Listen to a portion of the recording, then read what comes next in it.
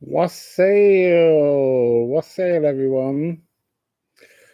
So, I'm going to sit here and wait for you to arrive. I didn't announce this because last time when I announced it, we didn't get anything. So, we're going to be looking at a lot of stuff this evening. My head has been a bit mashed. So, oh, we've got some people here. Hello, people. There's 11 people and 5 likes. So, hello, Susanna. I'm going to start in about 5 minutes. I'm just cleansing the space. Hello, Kitty Cat. And then we're going to get underway because it is as easy or as complex as you want it to be, or as interesting and as fascinating. Hello, Nicola. Hello, Amy. Hello, Jonathan. Hello, Rose Gold. So look, we've got, look at you all coming in there. It's exciting. So maybe I'll start quicker because you're all dashing in and that's beautiful. Can we just, at the moment, just give a really big shout out to the very beautiful and magical Matthias, who joined me for the Neptune healing, because honestly, I was on cloud 9 all day. It was such a beautiful, he played his hand pan so magically. He, I've seen people whack them and he just seemed to just touch it. And then his auric field fed and made the sounds grow. So he really was, yes, Nicola, he was amazing. So, what's going on? Lots of things are going on. We're about to hit the full moon lunar eclipse. And actually, the moon is just up here. And I'll tell you what's funny. When I went to do the live the other day, and it didn't work, it was because it was the wrong time. I disobeyed my own golden rule, which was don't try and do a reading in an eclipse tunnel. I'm going to pull the screen down a little bit. Feels a bit high. There we go. And now you can see my new t-shirt with my birth chart on it, because we all need our birth charts right now. Oh, the eclipse is on your birthday. Which eclipse? The lunar, Sherry? So I've got my birth chart here to kind of help me with this reading. I had it printed myself in a shop down in the town, and I've got some other nice new t-shirts to debut for you all.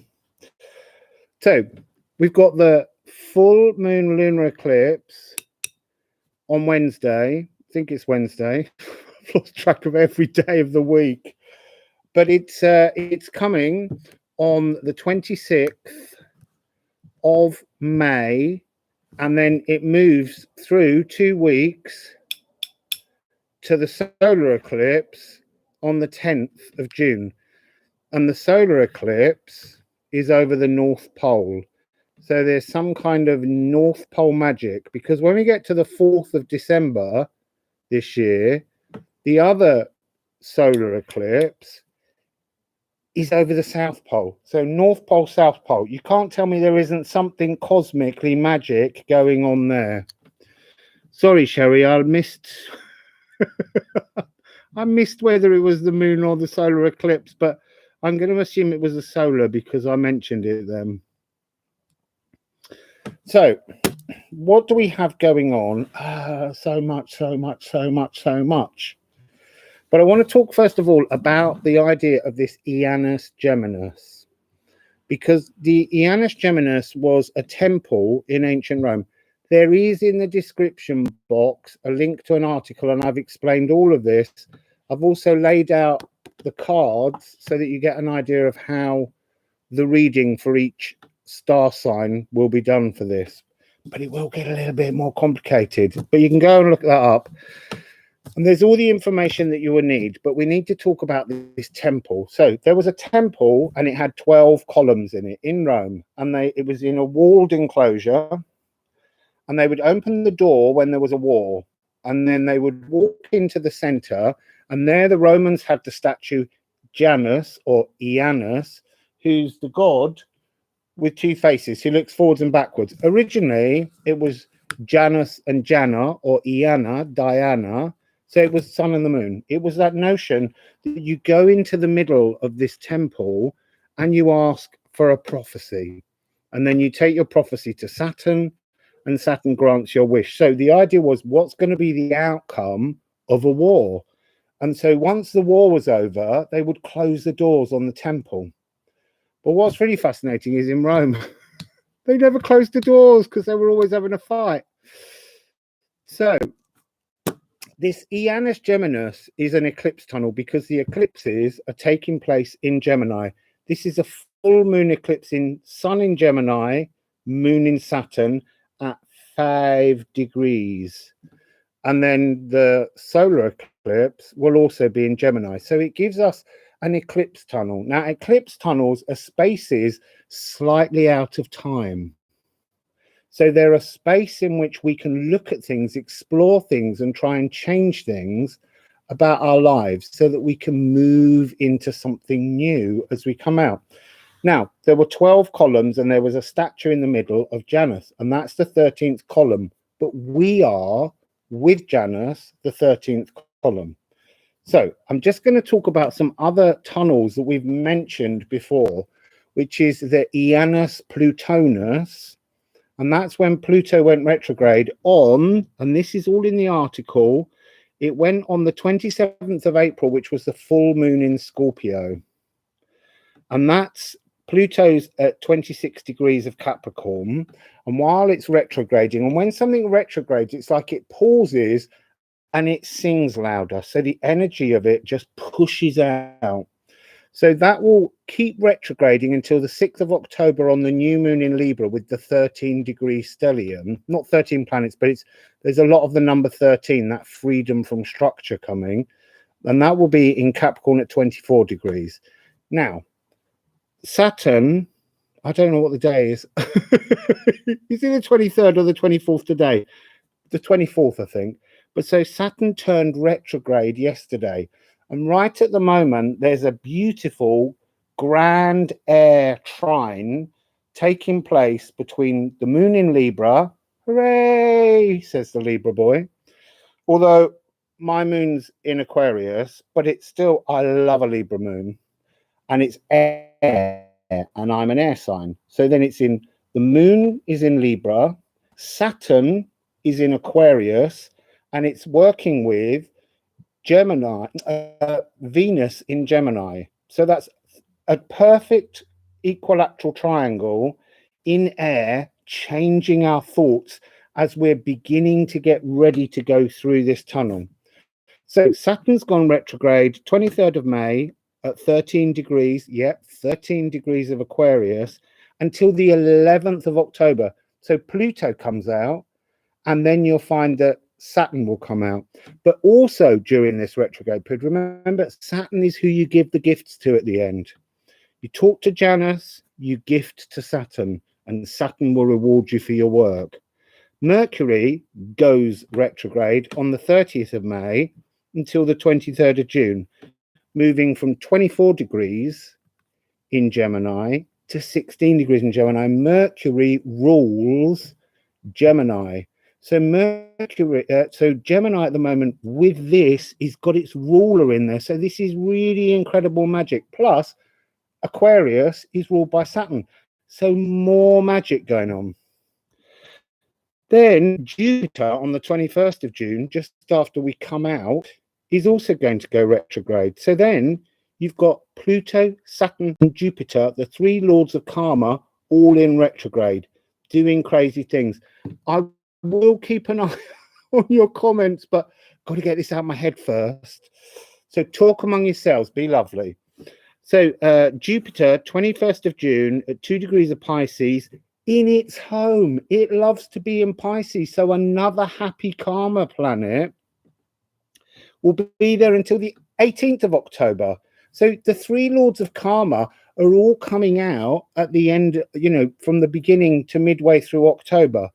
Then on the 26th of June, Neptune is going to go retrograde. Neptune is also in his house of rulership, Pisces, getting all excited. More magical energy. That's the 26th of June to the 2nd of December. Chiron will also go retrograde on the 16th of July. This is all during this Ianus Plutonus. These are all starting to go retrograde in this magical period. It's a very powerful time. October does sound like a massive month, but I just want to say, Virgo, September is the biggie, and you'll see why in a minute.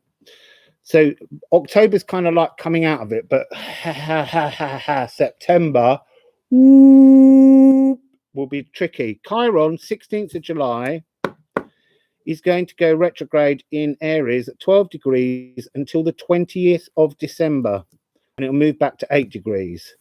Ceres, the sacral, 24th of July is going retrograde at 12 degrees of Gemini and moving until the 28th of March next year into Taurus again at 27 degrees. And then to cap it all off, Gaia, Uranus, is going to go retrograde on the 20th of August. And that's when it gets really massively powerful.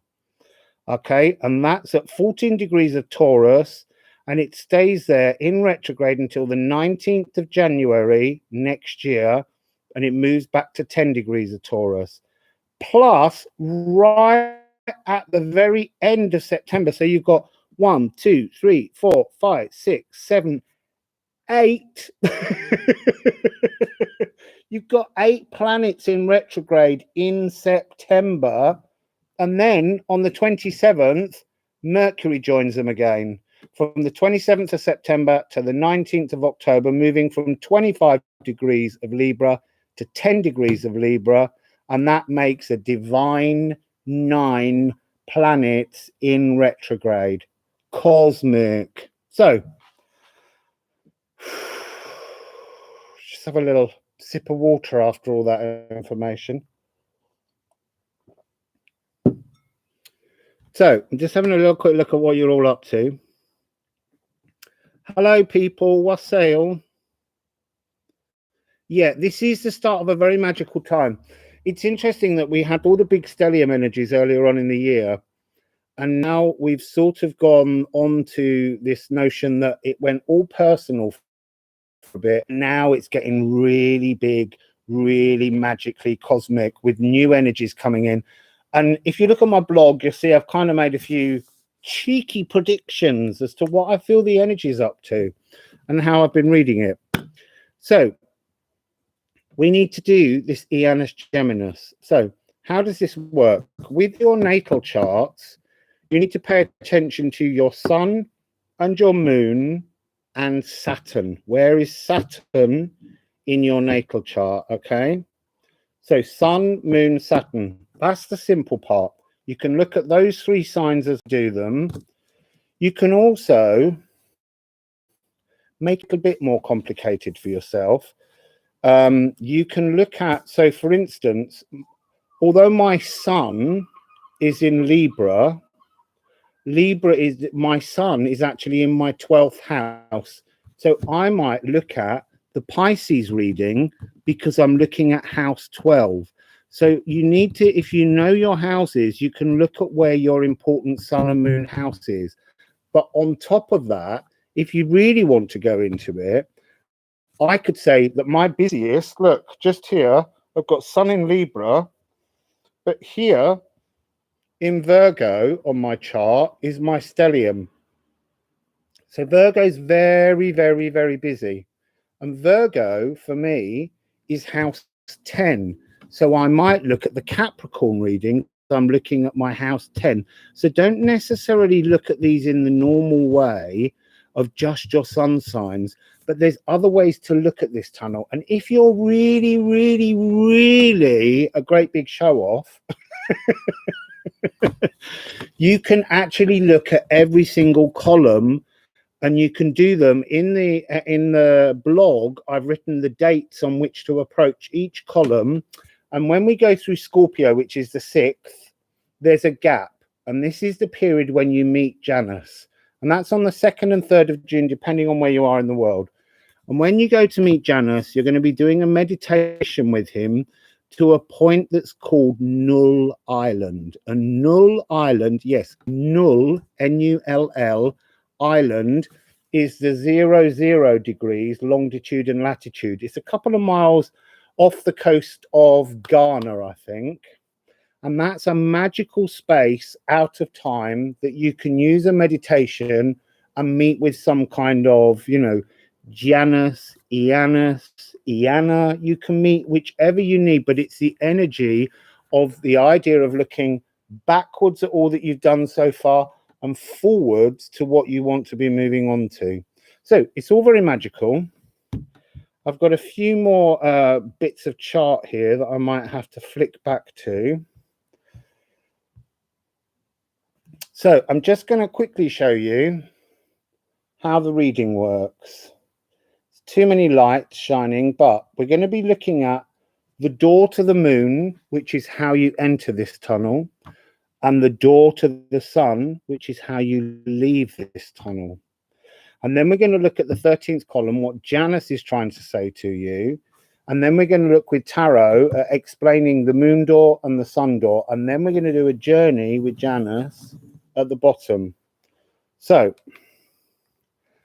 I'm also going to add timestamps, and I'm also, if planets come through that weren't necessarily mentioned, because I'm going to be reading out what's in each house at the moment to help you, and you can see whether that's something that's relevant to you or whether it's something you don't need to look at. But I'm going to read those each time. So we're going to start this with Gemini because it starts in Gemini. So we have to begin with Gemini.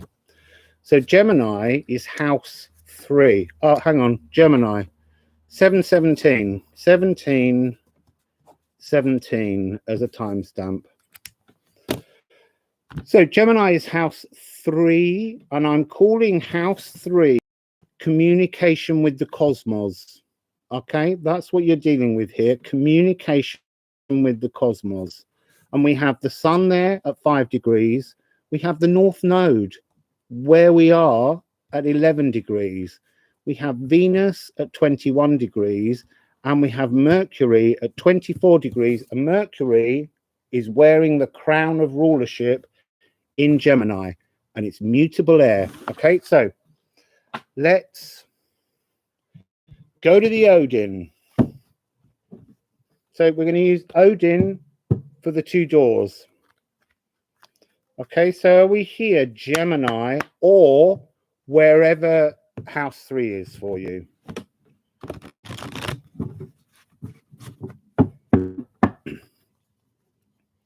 So I just have to center myself a little bit, because I've been working on this for a couple of months and digging into all the things. So look, Reem's moon's in Gemini too. That's good. That's why you have Saturn as well, because it's showing that you've got a double energy. But this is why you need to sometimes look at other things. The moon will turn up in other signs. So Gemini, what is your moon door energy, please? What is your moon door energy? What is your moon door energy? Oh, it's foggy. It's foggy at the door.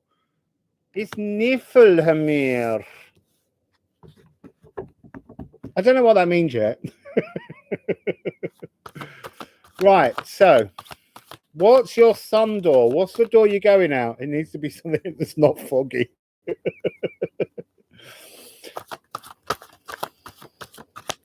So this is communication with the cosmos. Oh, you've got 2.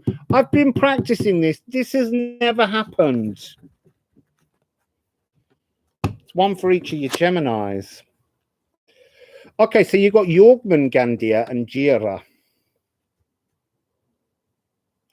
So you've got the purification of waters, emotions wrapping all the way around the world. So your communication with the cosmos is to work on purifying you and the world around you so that you can work in the harvest of summertime. I'm really feeling the energy of the June solstice. I don't want to say summer because in the southern hemisphere it's the winter solstice, but there's a really important energy on that time. So now we're using the chemin de l'Evil, the evil pathways, and moonology, and they're combined together to give us the information that is Janus. Janus, I don't think I want that one.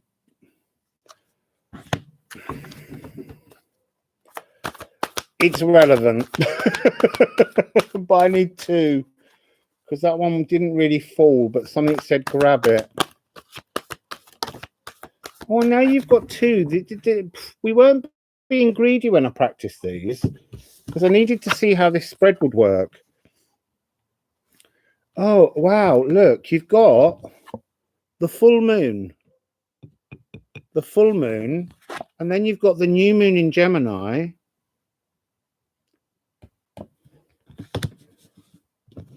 And in between, you've got 21, June solstice, an eternity of energy, an eternity of cosmic possibilities are showering down on you if you're following this pathway, house 3 or Gemini.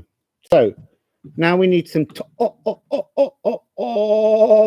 Saturn in Gemini there, Lisa. Nice. You don't need to do rising at the moment. You can do rising later. It's really about sun and the moon. You can do your house 1 when we get to Aries. Even if it's not your Aries sign, house 1 will be Aries.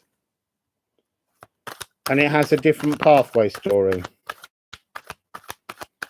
So, this is communicating with the cosmos. Communicating with the cosmos. I just want 2 cards. I've got 1, and I'd really like them to behave now. There we go, 2. Put the cards down. Oh, look. You've got the King of Cups, and you've got the... I need to take my glasses off to look at these. You've got the 7 of Cups, and because we've got Venus in Scorpio, we're going to add Venus in Scorpio. So Scorpio, if your sun sign is Scorpio, there might be a message within this for you. But if you've got Venus in Gemini or Venus in your 3rd house, this message is also important to you. See, it can get complicated, but you can just do your sun and your moon if you want to keep it simple. So the cosmos is trying to show you through the fog an energy of absolute, pure, divine love energy, the frequency, a gift of love that's coming through to melt all those complicated emotions that you've had before. I might have to move one of the lights so that it lights up the cards a bit better. It's just it takes my eyes out.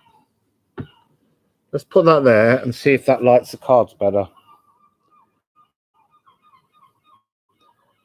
Okay, so now we need 2 more cards for your exit door.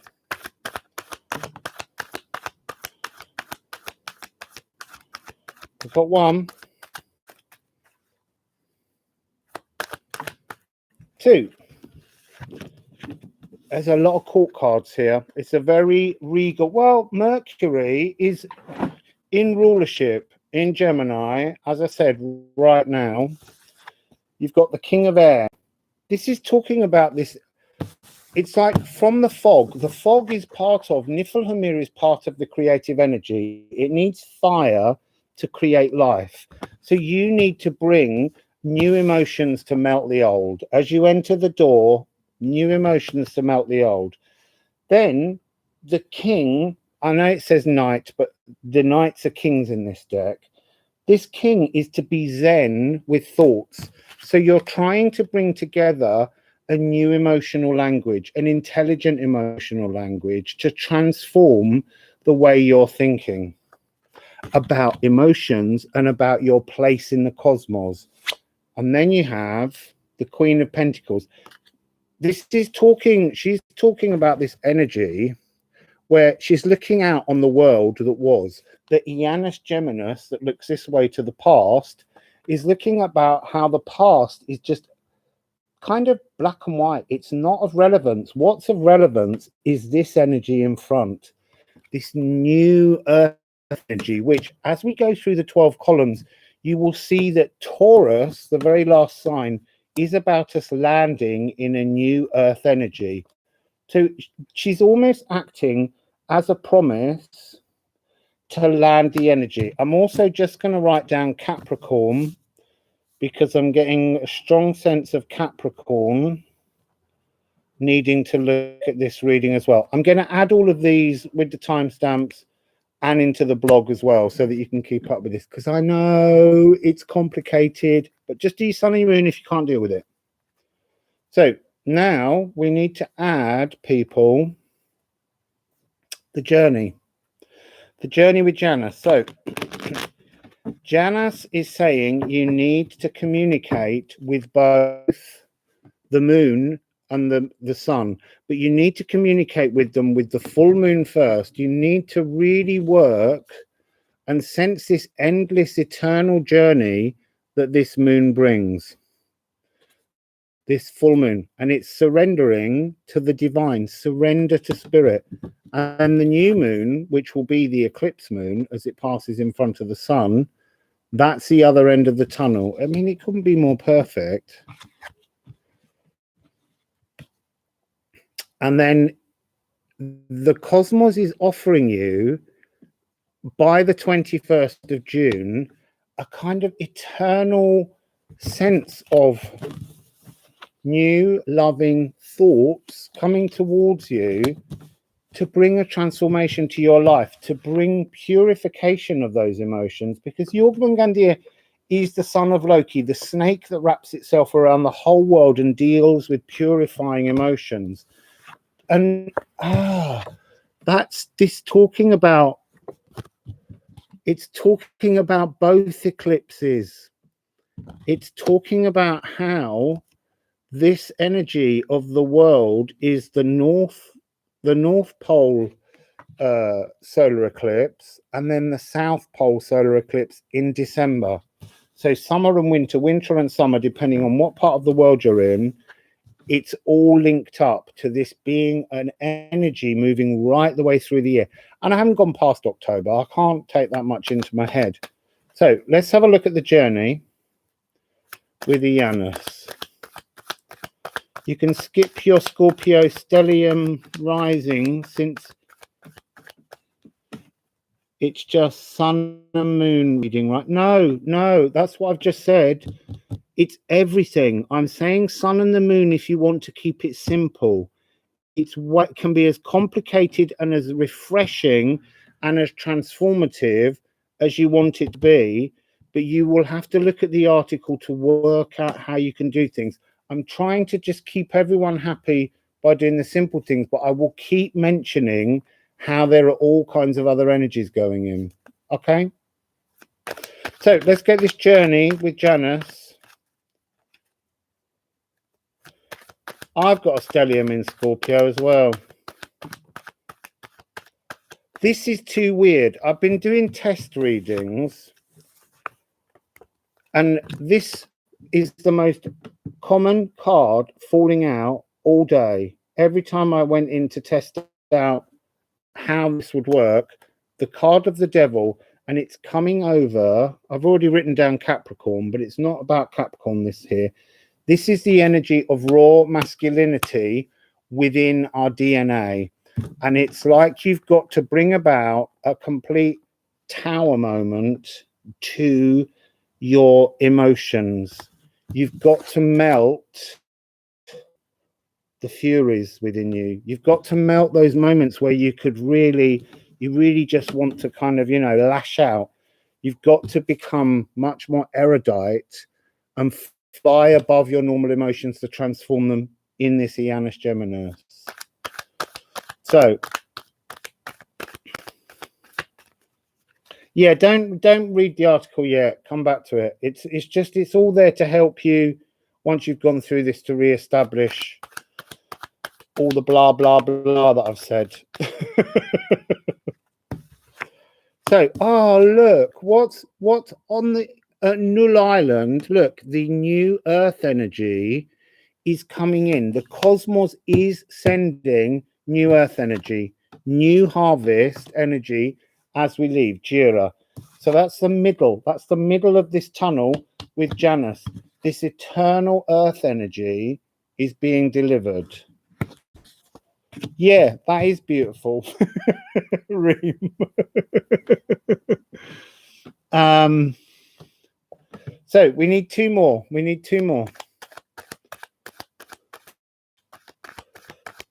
Yeah, I had a tower meltdown the other day. I had a tower meltdown this morning as well because we had to do a lot of work with a cousin of mine going into my father's flat to deal with things in his estate, and it was just a lot of energy. And once it was over, I felt a lot more. Whew.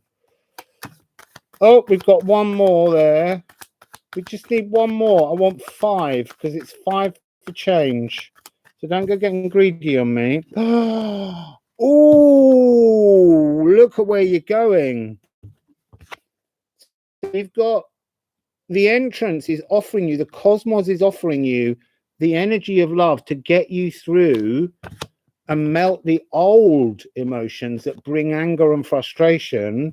And then after your tower moment, this new earth energy is coming in as you exit impurity to bring you this beautiful frequency, 10 of Cups energy, tree of life, a whole rewiring of your emotional language. Yeah, there's been so many tower moments recently. Your Virgo sun, Cancer moon, and Saturn is in your 11th house. Yes. But you can also look at, because what I want to explain is I can look, my sun sign is Libra, but it's my 12th house. So I can look at house 12 reading as well, which is Pisces. So you need to look at whether it's just your straight Libra that helps you, or whether it's your house that helps you as to where your sun and your moon are, which houses they're in. So look, we've got big and little, tall and titchy. The same energy is taking you out of the tunnel. So, look, we've got, which I didn't notice, we've got 110. That's magic for me. That's the energy of pure magic, and they came after each other. You need to connect with you need to earth new emotions as you walk through this tunnel. The connection with the cosmos is to come out of the fog and into the harvest, purified. You've got 2 Zens, the Zen of emotions, the Zen of air, and you're bringing it down to bloom in the earth with this energy. But what have you got to break through? You've got to break through the raw masculine, unnecessary, lashing out kind of anger that goes on, not just at others, but at yourself too. So that's Gemini. We're gonna be here quite a while. I just do quick readings. So we're moving on next to Cancer. I just pull the cards back. And while I'm putting the back, I'll just have a little look at your readies. In the 12th Taurus, you see, so you can look at the Taurus reading and Pisces reading for your Saturn, Penelope. Saturn is in your fourth. So you can look at the fourth reading, which is what's coming next, house 4.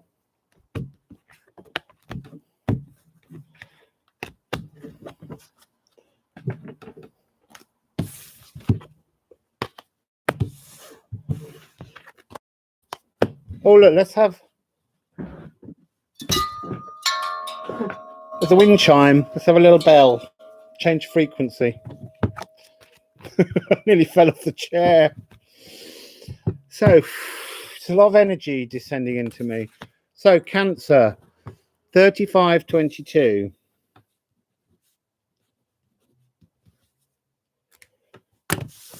So, Cancer, house 4. Give me a little book while I've been writing my notes. What's in Cancer right now? Mars. Mars is in Cancer. Okay, and it's at 20 degrees, and Mars doesn't like being in Cancer. It's not a happy bunny. Oh, Bunny. Hello, Bunny. That's Reem's dog. So, who likes to be in Cancer? Who rules Cancer? The moon rules Cancer. And this is the sacred home. I don't want you to think of it in the normal way that you think of house 4, because this is about going into a tunnel and working on you and not looking at your home and family. This is how at home are you with yourself. It's the sacred home, okay? Yeah, I love the backdrop. I've got my, I moved them so that they're in a little orbic halo.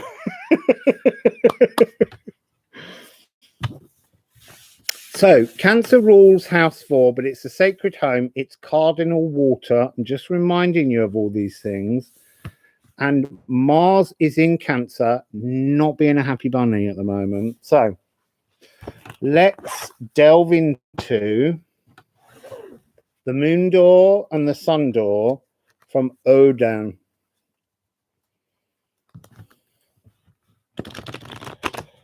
So, it doesn't matter if your house 4 is Scorpio, you can look at this now as house 4, not just as Cancer. Okay? So, there's your moon door. What's your moon door? Oh, look at you birthing a new sacred home as you enter the moon door. That's exciting.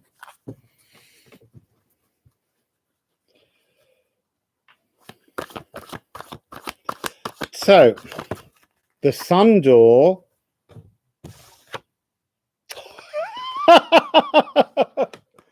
You're coming out in a bit of a fog. Whew, look, the cards are testing me now. They're like, yeah, can you read that one?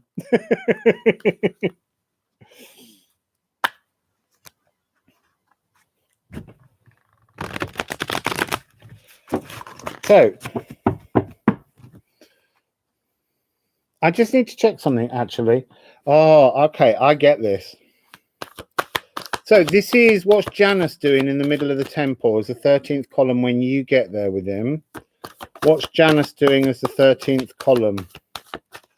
Why is he bringing you fog?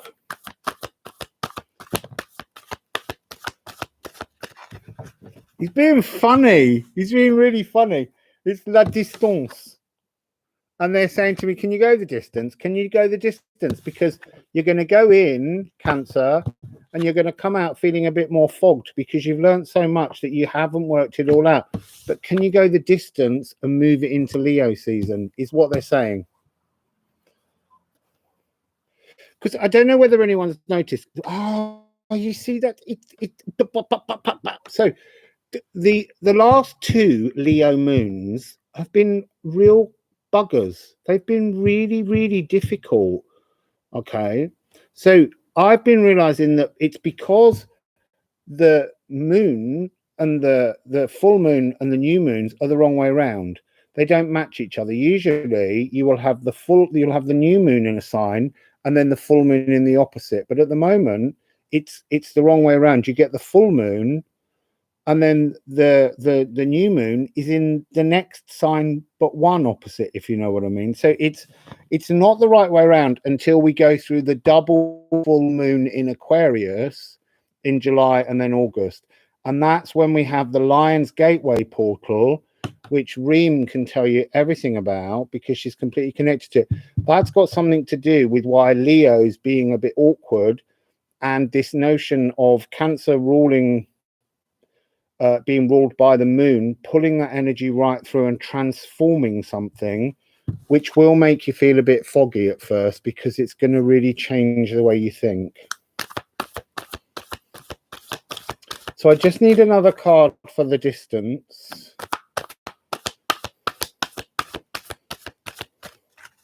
It's gone quiet. Oi, and then it's gone loud.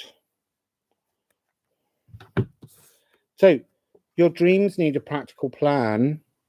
So this is why you have a fog, because you need to be more practical with how you move into your emotions. You can't, what they're saying is you can't just be rainbow farts. I know I'm going to keep using that term, but you know it all makes sense. You can't do that. You've got to be able to look at your shadow side, because that's what this is about. An eclipse tunnel, it can be either way round. Sometimes the solar eclipse is first and then you move into the darkness. This one's about the darkness moving out into the light. Now, when they were the other way round, I was born in the middle of an eclipse tunnel. So for me, I love an eclipse. I get really excited about them. So you've also got Le Partage, which is 32. So you've got 2232. And it's about growing a new sacred energy signature for yourselves. Do you see the tree growing from the apple of knowledge? You've got to seek knowledge. In these next 2 weeks, you've got to seek knowledge about your own emotions, how you view yourself within the world around you. And it will be transformative, but it will make you come out, I want to say foggy, but what I also want to say that Niflheimr is Niflheimr is the fog that's just waiting to kiss the fire, and that's Leo. Once you hit that fixed fiery energy of Leo, so I think if you're in this reading, you're going to need to look at the next one to see how you come out of that. And that's what I mean about this really being a long 12-column story if you want to take it to its fullest. Otherwise, just deal with your sun and moon. So we need 2 cards for the door of Bjarkan, the birth. Oh, look. You see, you're opening the door to go in to birth a new energy signature, a new Yggdrasil signature. It's all beautifully pushed in the cards. I want to say foggy and groggy. It's some kind of sense that you're going to be so transformed in your sacral during this that you won't really quite believe, and that's why you're going to have this sense of fog. It's like an energy of anticipation, of creativity, of a new birthing. Yeah. Yes, Everlong Mystic. Leo lights the rainbow farts on fire to clear the fog. Exactly. And there's the matches that Leo's using. So we've got a little bit of Mars in. Oh, look. Mars in Leo. Mars in Leo. So let's jot that down in Cancer. Mars in Leo. Mars is currently in Cancer and it's heading towards Leo. So it could be that it's when it arrives, it could be when it's arrives that's when the touch paper gets lit on the fog. I did take that one, but I didn't mean to. I'm just going to see if another one falls.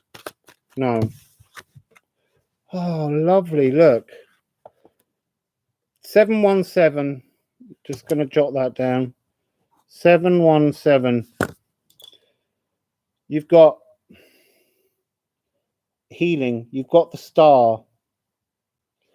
There's something about the star energy coming in to this from there. It's like you've got to carry the notion of the healing all the way through and through the next.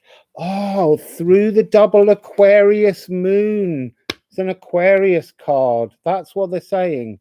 You've got to carry this energy of your fog all the way through that period, right through the middle of the Lion's Gateway portal on the 8th of the 8th, which is 17.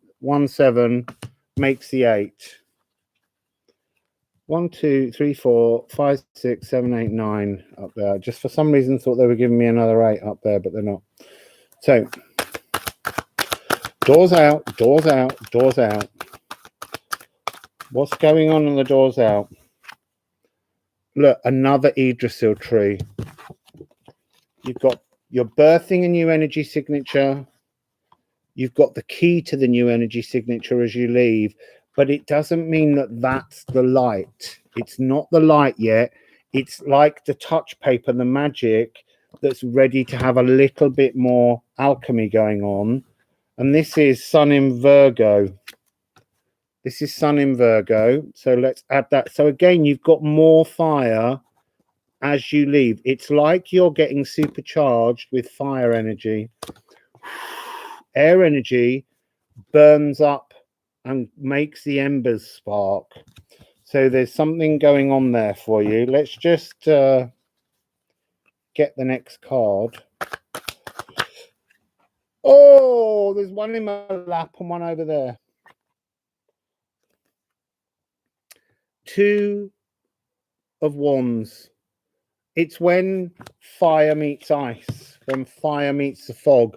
As you exit, you have the key to create this energy. Oh, that's the 8. That's the 8-8. I knew it was there. I could hear it.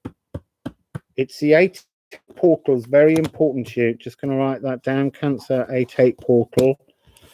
And then you get Queen of Cups. Your emotions will begin to bloom. But I'm being told that your emotions are just waiting inside that fog for the spark. Okay. What's up, Melissa? I'm lost. First I hear I'm being difficult, and now I'm igniting. You weren't being difficult. No one's being difficult. It's a difficult thing how far we push this energy. But yeah, you are about to ignite, but they're not. You're not. The thing is, we are laughing about igniting the rainbow farts. The rainbow farts are only the love and light frequency. You've got to light the darkness. If you don't light the darkness, you can't see what magic and what nutrients and what nourishment is down there in the darkness. In the darkness. So now we need the journey. The journey with Ianus Geminus.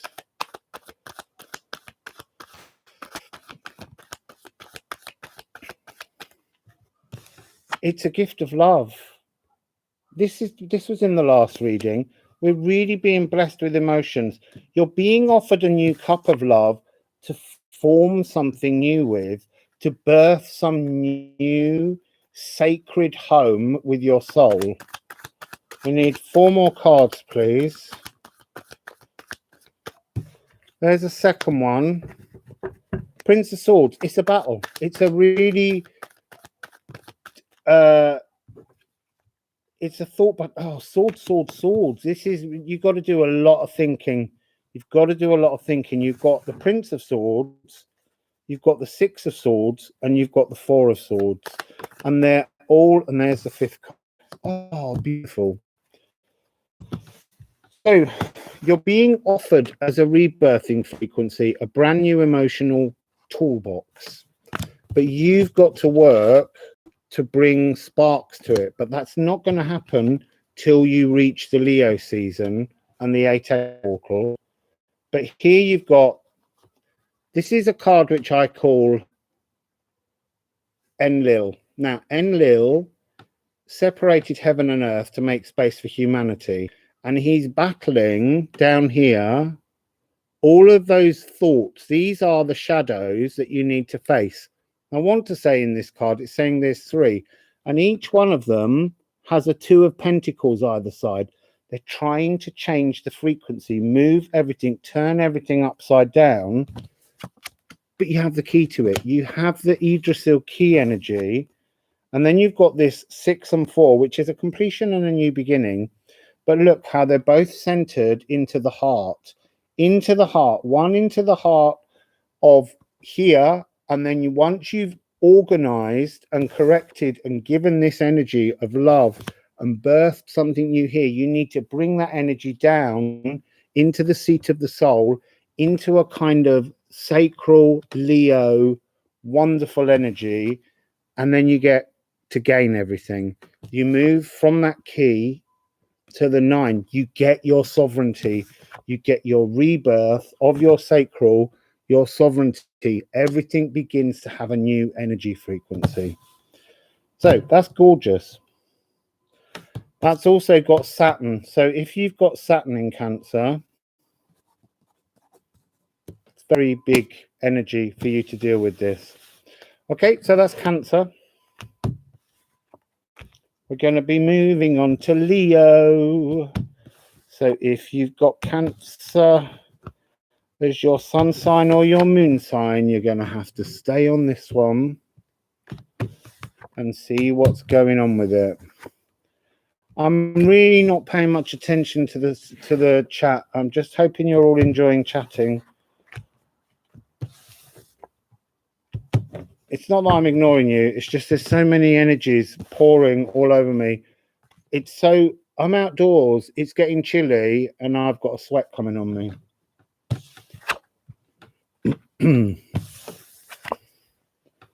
So we just put all the cards back. So let's do 51, 55. 51, 55. Oh my goodness. I'm going to be here until about 2 in the morning. I have to talk quietly later. So, Leo. Obviously, Leo is ruled by the sun. We know that. And it's fixed fire. And what we're doing here, this is house 5. So you can look at your house 5 and bring it there and look at it. And this is about creativity and the ego. In fact, I renamed them. So let me give you the new names, because when I first took the notes, they transformed, they percolated into something a little bit different. So this is the alchemy of the ego. Okay, the alchemy of the ego. Now, Leo is an empty house at the moment. There's no planets in there dealing with things. We will get some information, but on my chart, I've added some minor satellites in case they're relevant, but I don't want to overcomplicate it. So, Leo, alchemy of the ego, which after that fog is quite a touched paper moment.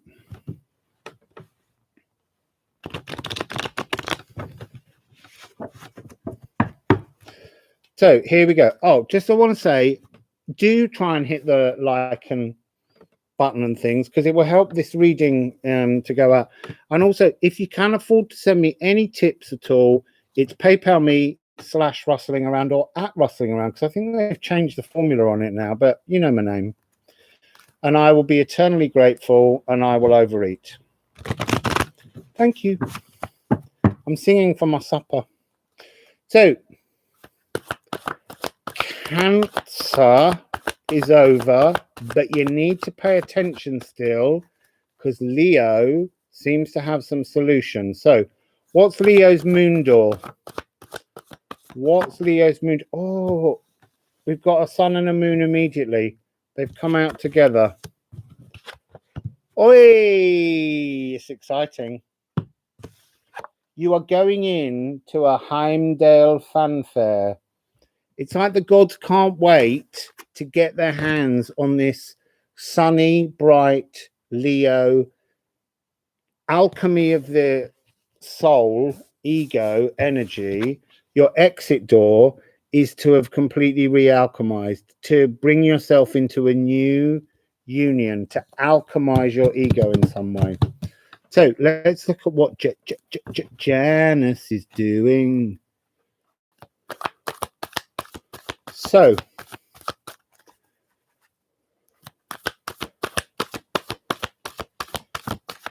Janus, it's a time to give rather than to take. So give away aspects that you hold dear as part of your ego.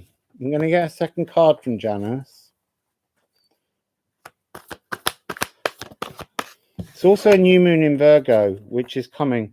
You've got to balance your spirituality and practicality.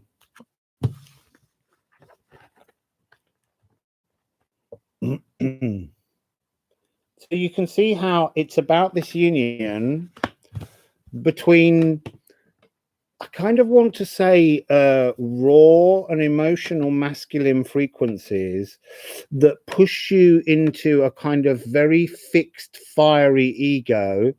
And you've got to bring more of your spirituality side in, more of your divine feminine consciousness to come through. And you need to earth it. You need to bring it down in Virgo season. And Virgo season's this big 8-planet retrograde giant choral symphony that's coming up. So let's see what the other two cards are for the. Oh, I'm breaking the cards. Oh, I've got a new deck of cards coming tomorrow, hopefully, and it will match the image on this video's thumbnail.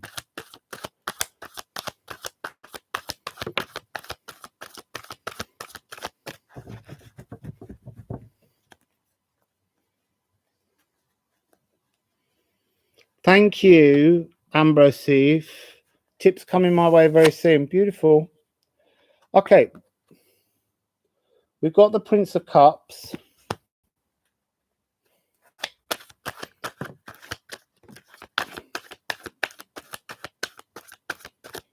This is a continuation for sure, because look, they've just given me the card of victory. And this card is Jupiter in Leo. So let me pop down Jupiter in Leo to help me understand this. So this is the fire. This is the fire because there's something about this card that is very frozen. They haven't pierced the surface yet. There's all the wind, the new air epoch energy flowing through. And then, you know, there's 6 flames. Is there 6? I'm guessing. 1, 2, 3, 4, 5, 6, 7, 8, 9. It's a divine flame. Oh, now, hang on a minute. You've got Apollo. You've got Apollo in your sign at 29 degrees, along with Hygieia and Proserpina. So we're talking about bridging energies within the gut biome, energies within the body, energies within the emotional and raw masculine that fuels you up and gives you a kind of soreness that's to do with a discontentment with what you're eating and putting in your body. It's also Hygieia is bringing that energy, and I'm seeing this time to give rather than to take, changing patterns. Apollo, remember, took Chiron, the wounded healer, and he worked as the mentor to help him heal his wounds. And I feel like the wounds that I'm hearing about this energy in Leo is a kind of, look, I'm going to say OCD, but I don't mean it just in the normal sense. I literally mean patterns, fixed, fiery patterns that you keep playing out. You light that fire, but now you need to take that fire and plunge through the ice to release this union.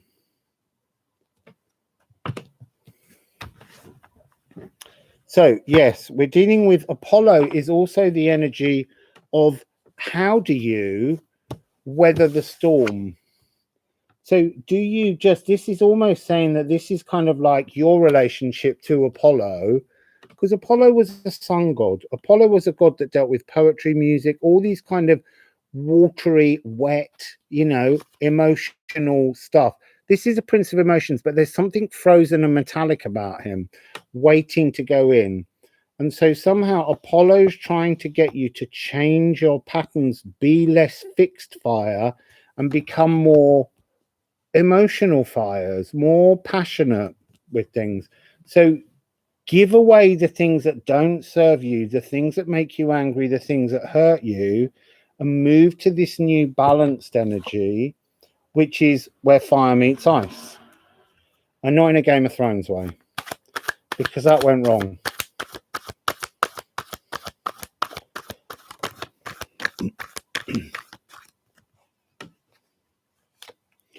Right. Oh, look at that.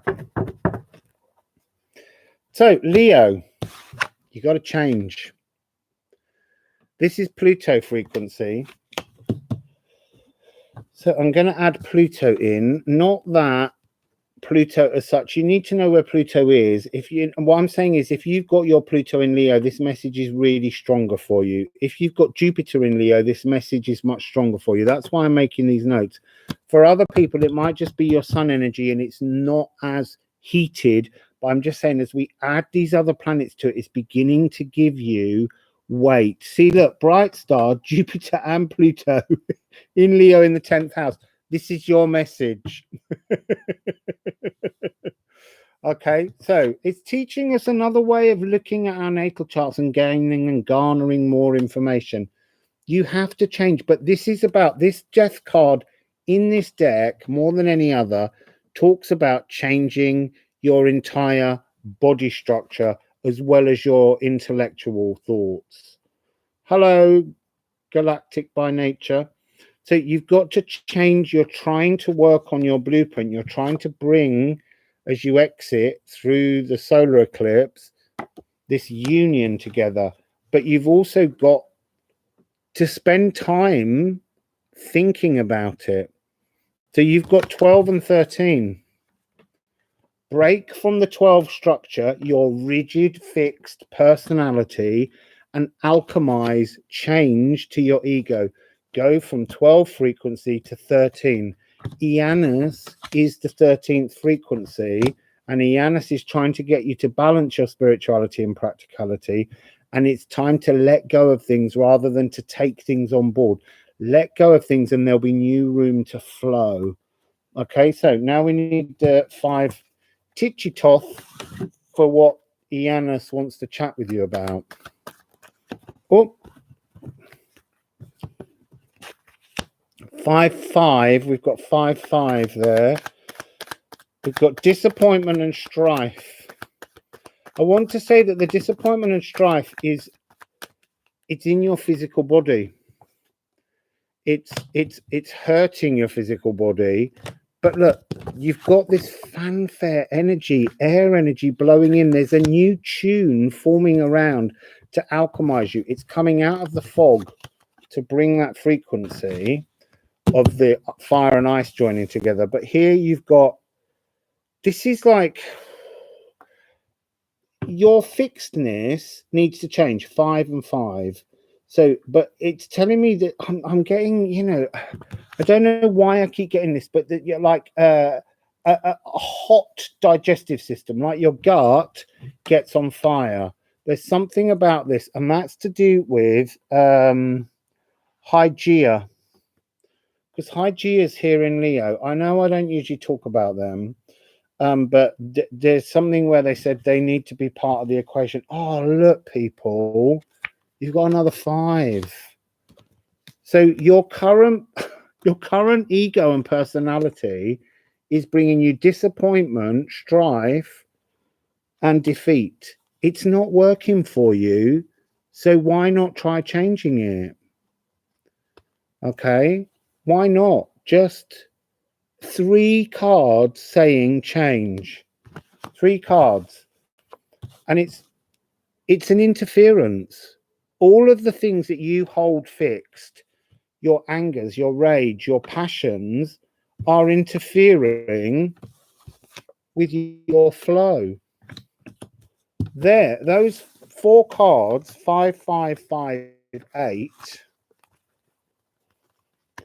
This 5, 5, 5, 8 energy is this 12. It's holding you in this energy of discomfort. And you're being given the chance to change. So what's the final card as you head towards the change in the door? You've actually got 3. Look, she's holding the head of her old ego, your old ego. This is the most powerful Queen of Swords. Right now, we're in air epoch for the next 200 years. And today there is a grand air trine. So listen up, people. This is the Queen of the grand air trine. And she's saying, change your ego, change your personality. You can do it. You can change anything you want. You don't have to be fixed just because you're told Leo is fixed fire energy. You can be anything, but you need to work with the changes. You've got 3 cards, 5, 5, 5, asking you to change. Maybe go back and look at the 5, 5, 5 portal reading that I did on the beach. So she's changing, she's transforming, she's on cloud 9, and she's coming with divine feminine consciousness. It's a download, it's a rewrite, it's all this energy coming in. And then it's leading to complete and utter blissful abundance. So I'm being told to look at the fact that this has got Mercury in Cancer for Leo. Mercury in Cancer. So if you have Mercury in Cancer, this could have a relevance to you, even if you're not a Leo. This is the point I'm making. Here we've got Venus in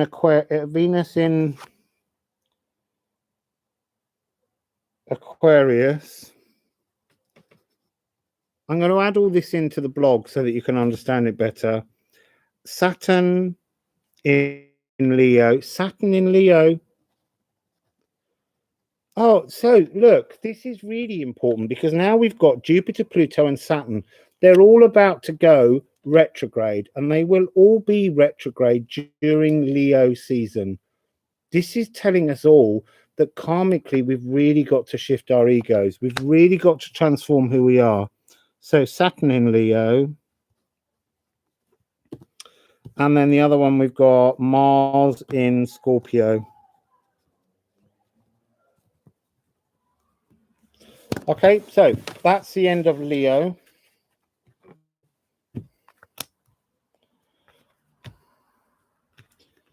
It's so strange. When I was testing these, I was doing them for about 8 minutes each.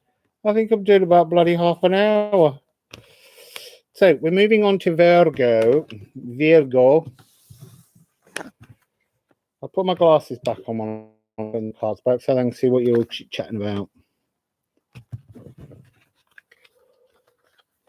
So, Virgo.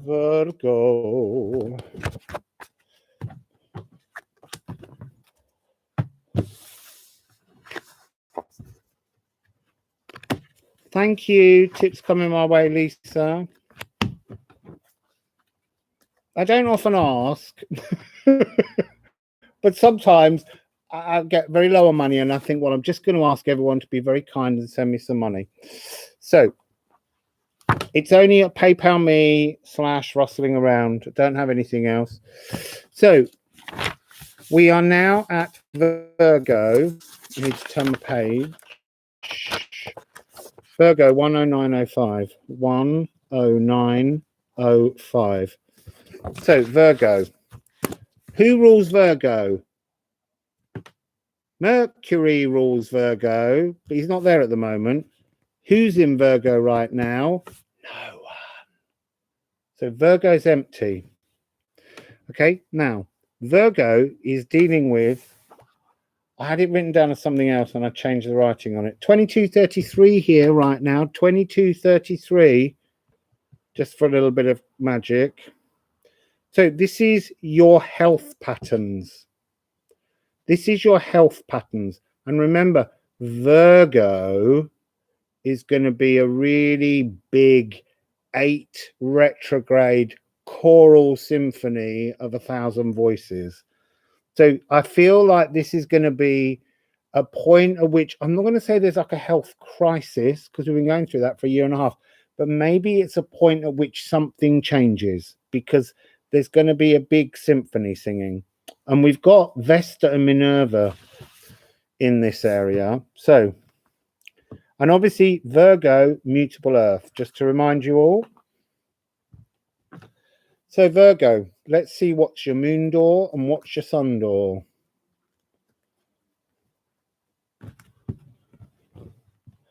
Yeah, October and September and October are going to be really quite big. I get the feeling, because it's when all the planets at the end of September, there will actually be 9 planets in retrograde, and they're all on the article on my website, so you can check them out with their degrees and everything. And slowly in October, they'll all start to unlock themselves from that. Did something just go wrong? Your connection is unstable. My connection's going unstable. Keep that connection. So I'm just going to keep going, and we'll have to hope. Oh, I can't have 3. There's one face up, and it says, "This is the mother of all portals." The health portal, your health patterns, is the mother of all moon portals. It's coming now, but it's going to work. You're going to work through it, and then it's going to somehow probably expand again.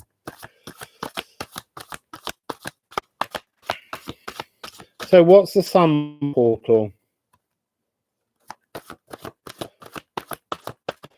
Oh, that's really sweet, Melanie. We love a bit of first love. Oh, and it's a... We've just been saying it's about health patterns. It's a portal healing, a mothering huge portal, and you're going to come out of it healed. That's magic. It's always magic. It's always magic here. Good morning from Australia. Oh, hello, Bridge.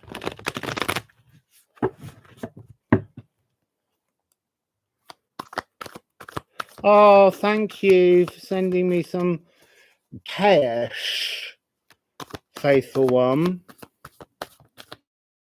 So, Janus, what's Janus offering Virgo? What's Janus offering Virgo in the Ianus Geminus?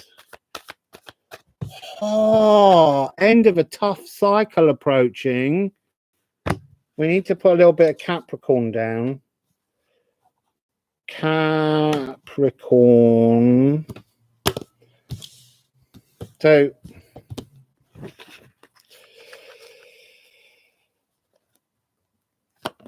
so if your sun's in Capricorn, it could be that this part of the reading is quite important to you. And now I've got this little piece of rolled up paper that I was given at Christmas, and I brought it out because I'd forgotten I had it, and it says, and they told me they would tell me when to open it, awakening. Okay, so this point in Virgo must be some point of an awakening. So you've got the end of a tough cycle approaches, and you're going to get your independence. So 35. So let's get some cards to go with this. It's really interesting. The energy on both of the cards, the moon and the sun portal, the spirit has opened an absolute giant portal. See, look, spirit's energy down the side, and the portal is opening. When you pass through, the portal is still open. There's the sense of a moon frequency, but also now you've got earth frequency actually all around you, as if there's some kind of new, softer, comforting blanket of earth energy coming towards you. You've got an energy of abundance coming in, which is Mercury in Cancer. So Mercury in Cancer. So if you have Mercury in Cancer, again, this Virgo reading might have an extra resonance for you. I'm just trying to show you how your natals work differently, how you can find things other than just your sun and your moon, or just stay with your sun and your moon. If it all feels too much, just stay with your sun and your moon.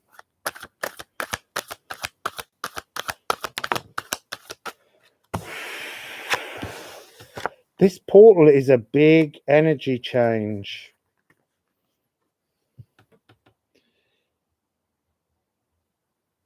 Look, Pluto is the giant tunnel that's been running from the 27th of April to the 6th of October.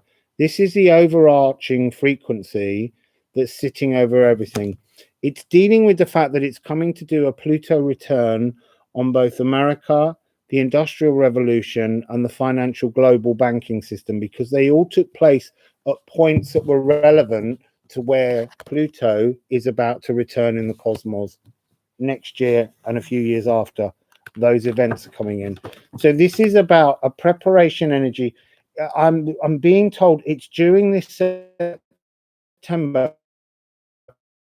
that we're going to see these signs of a change, a big change.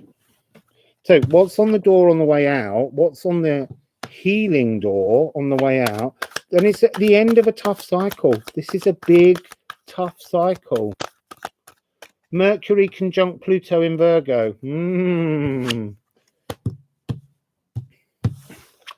I'm being told movement, but no movement.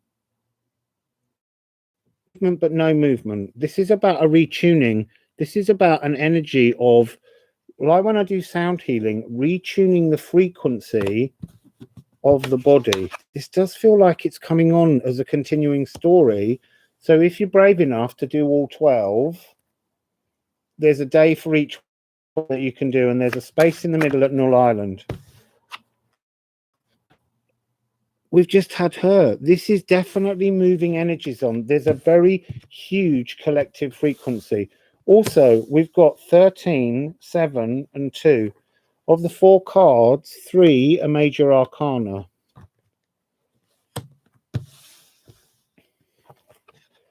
I'm being told that September is a time. Oh, because on the 20th of August, 3 days before Virgo season, and this is the Virgo energy, that's when Gaia, Uranus, will go retrograde. And it's like the loudest voice. Uranus, Gaia, can impose its will on all of the other planets. And it's in Victorian Earth, shaking the shit out of everything so that we can get some kind of change. So pause and heal. Feel the downloads. Air is healing the community, is healing the body, is healing the individual. And it's a massive portal energy that's opening to do that in. So you've got divine feminine consciousness, but you've got to, there's a sense of being very still so that we can observe, witness.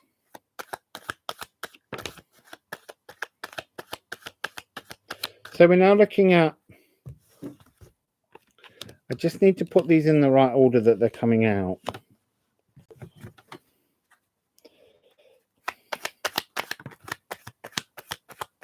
Oh, little tiny ant thing, don't go on the cards because you'll get squashed by them. Oh, we've got a double high priestess frequency. Oh, my goodness. All right, September. I know we're doing the Ianus Geminus, what you're preparing for, but just know that this is going to overhang into Virgo season. Massive changes.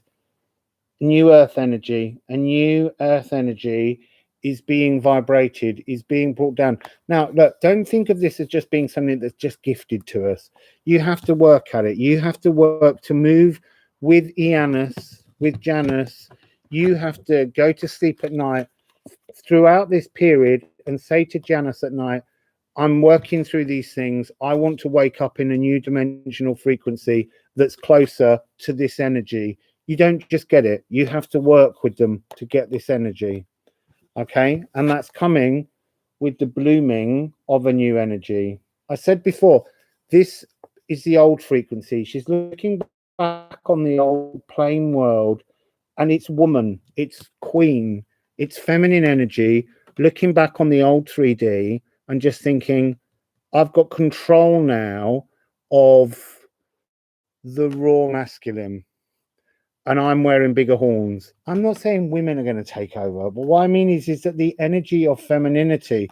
Look, we've got 2 High Priestess cards. If that's not saying that the divine feminine is now pushing energy in, then, you know, that's all there can be. You've got in this lineup the Queen of Pentacles, the High Priestess, and the Queen of Swords. Queen of Swords at the moment, she used to be the dominant energy. In Earth Epoch, she was the dominant energy. But the dominant energy now is the Queen of Swords. There's something about this card is coming across this 9 of Swords. It's a 9. It's a divine 9. It's about pulling out all of the swords that have felt like cruelty so that you can clean the wounds and heal them.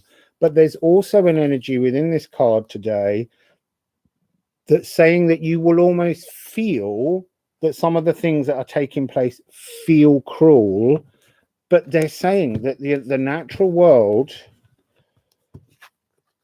is trying to sever the old frequencies, and it's not, it's just the way it is.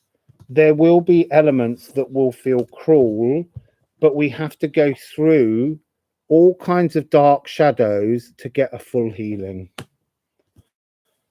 Okay, so that's Virgo. Reaching out to end this very tough cycle will begin with this chorus of retrograde planets, and you need to have a sense of your independence at this point, because you've just dealt with your ego in Leo. You've just alchemized your ego. You need to sit in this new energy as things are abundantly transforming, and you need to sense that energy frequency that something new is coming, but you've got to just wait to get the balance, because the balance will come presumably as we move into the Libra part of this, the next column. So also Virgo, I forgot to say that this is house 6. If you've got house 6, wherever your house 6 is, it might be relevant to look at this energy. Okay, so that's Virgo. How you all doing?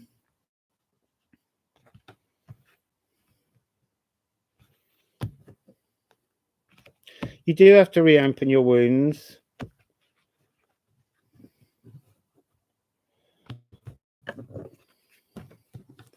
Clean them out, because look, if you've got a knife stuck in your arm, it doesn't heal all the while the knife's stuck in your arm. You have to pull it out and clean it up, and sometimes that hurts. Androcles and the lion, where he took the thorn out of the lion's foot, and then when the Romans put him into the Colosseum to kill him, the lion remembered him.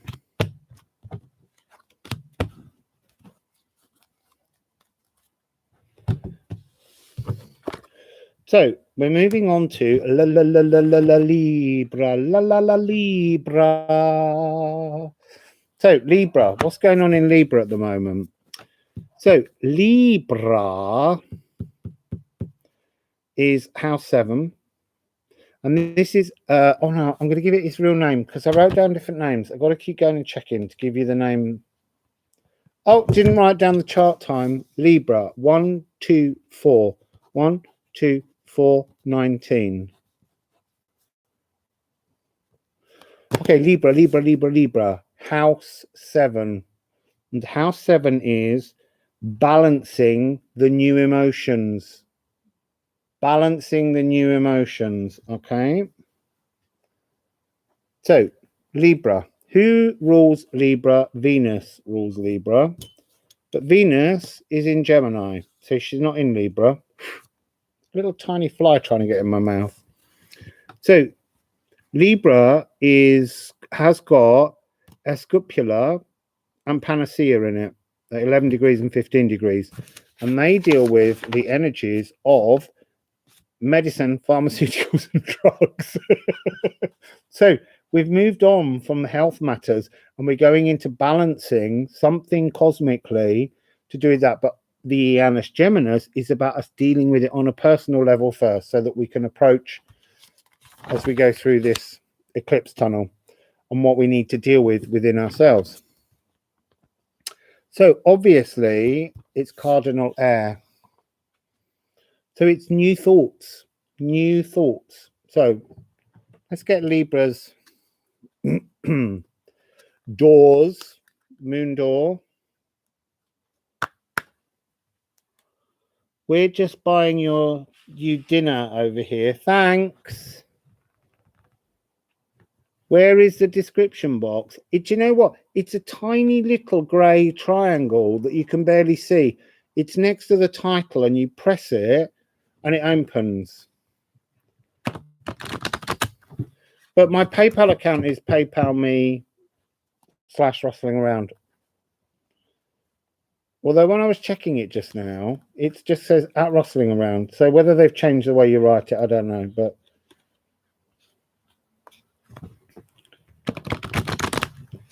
so look, I'm just going to remind everyone, I've got my birth chart on a t-shirt. Had it printed so that I wouldn't forget who I am. So Libra. Libra. Hello, Sandra. Whoa, Wassail. Moon door for Libra. Ooh, Logier. So that's being inside the womb. There's something, there's like a new, I don't know, philosophy. There's something birthing in Libra.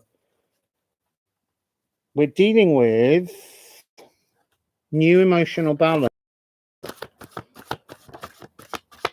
Oh, heaven, I'm in heaven. So, Asgard. So, Logier as your moon door means you've got to take all of your emotions and be completely comfortable in those energy frequencies. And you're going to be exiting into a sense of a kind of higher heavenly consciousness.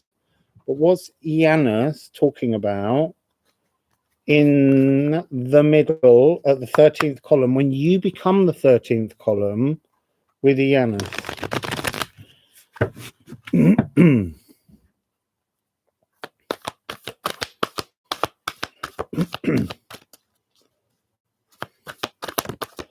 There's one from Ianus Geminus. Oh, that one. There we go. So we've got a time to give rather than to take. We've got a similar card. Look, this is a deck of about 68, 70 cards. So we've got the new moon in Virgo. It doesn't matter that it is the new moon. And we've got another new moon. Your hard work is paying off. It's about this new. You've got to birth two new things. You've got to let go of the old emotions and create new emotions. So I'm just going to pop down that there is an energy of the moon very strongly in Libra. So if you've got Libra moon, this is a really important energy for you. So what's the other card, please, for the moon door for Libra? The moon door for Libra, which is house 7. So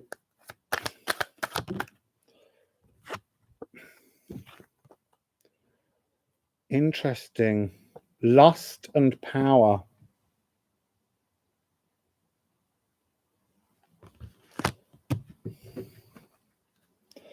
The lust card always has that sense of getting to grips with, you know, sort of a distortion of the ego. But this is coming across as, it's coming across as some kind of energy of, I kind of want an energy of wrong medicinal solutions. And they're not saying to me that they're just big pharmaceutical things. They're just somehow the way in which you approach your healings are the wrong medicinal solutions. And that doesn't mean internally taking medicines necessarily, but it's like there's a sort of strange trapping. It's like you're caught inside this gate of Babylon, this gate of Ishtar, Venus energy. And this has got, it's actually on fire in Capricorn. So we've got Sun in Capricorn here. So if you have your Sun in Capricorn, it's about trying to work on a new emotional balance. You've got to rebirth yourself. You've got to somehow go. Logia is about being comforted by the womb, by the original womb mother, by 13 frequency. It's that energy. But there's something that you've got to work on controlling the beasts within. And they're thought beasts. Oh, look, we got Capricorn again. It's a very strong energy of Capricorn working through this reading. I do want to say again, I don't know why I'm getting this energy so much of two things, ulcer and peacock. It's almost like, like I need to cry out, like a stifling. I'm getting this energy of you being stifled somehow. So I'm actually going to rifle those. We've got stillness. We've just had that card. It's like everything is going to become very still. I'm also smelling gas, sulfurous smells. Whether there's that's odd, because it's not there, but they just put sulfurs, and that's the gases that are coming out of the volcanoes that have been going off, and somehow they're being used to transform air energy, air frequency in some kind of way. So now I'm getting a really strong sense of a stomachache in somebody. Oh, really, really strong. Hey, look, it's Rob. Hello, Rob. Wassail. Yeah, this is this is meant to be a card of healing, but there's something about you've got to pause a moment and change the frequency of your stomach. Oh, it hurts. That really is painful. Oh, I have to take that away. I don't need to know that much pain. Thank you, very glad. So you're dealing with changing your thought processes. Your emotional balance is your sacral. You've got to move it into your sacral. You've got to come to terms with this energy of fire in your belly, ulcer in your belly, that kind of energy, but also the changing of the way in which you take medicines to heal yourselves. So it's this staticness. It feels like the whole of, I know we're going through this tunnel, but you're seeking information from Janus about how you can transform yourself around these issues, so that when we get to those times, it's just, we're really dealing in a 2-week period, but I'm getting this energy as this reading's unfolding of how important that particular period, Virgo season into Libra season, is going to be this year. but you need to prepare yourself for what's coming now. So you need to do your meditation around the notion of some kind of upset stomach, bellyache. There's something very strange going on. We've got spiritual. Let's see. You've got to get to grips with the old, raw and emotional, fiery angers and let them get spiritual, let them get more thought process, let the emotional balance. The interesting thing is you've got no emotions here. The only card of emotions is trappedness. It's like somehow you've got to find a way with Ianus of literally allowing emotions to flow. They're stuck in the sacral. Okay.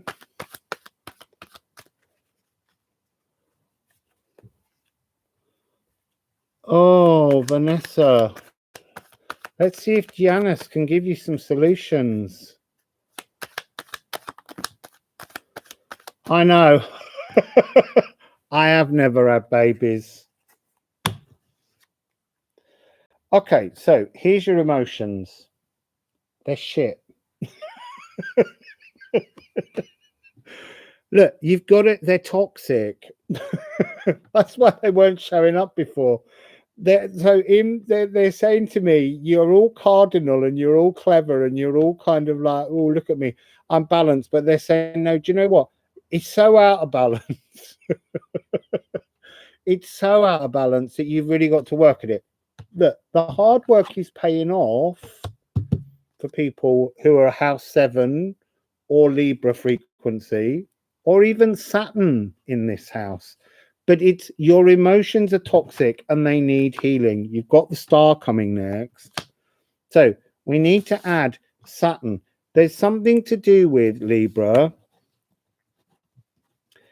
Saturn. There's something to do with, if you're in house 7, Saturn has been restricting the stomach, the sacral. It's really squashed at the moment. And you're moving into, it's got something again, 8-8 portal. We've had this 17 of the star in Aquarius. Oh, that's where Saturn is. That's where Saturn is. Saturn is being more benevolent.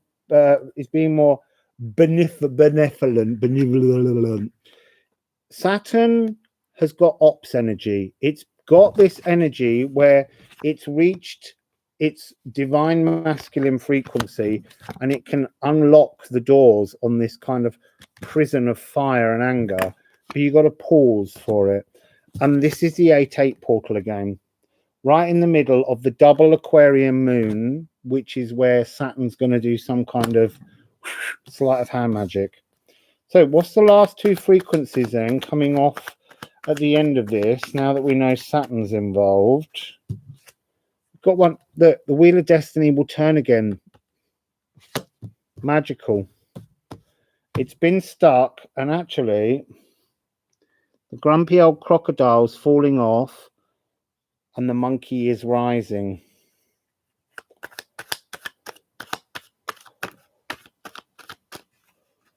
So, come on, last card. Oh, it's already on the table. Didn't even see it fall out. Oh, look.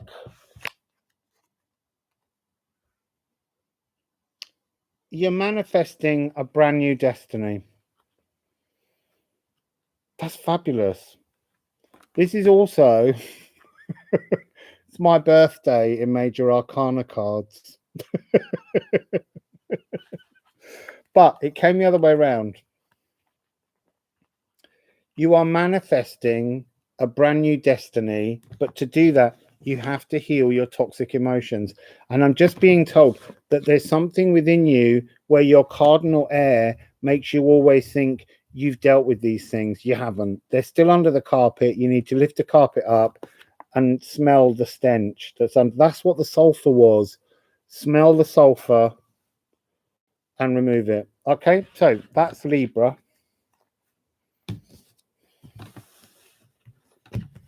Exciting.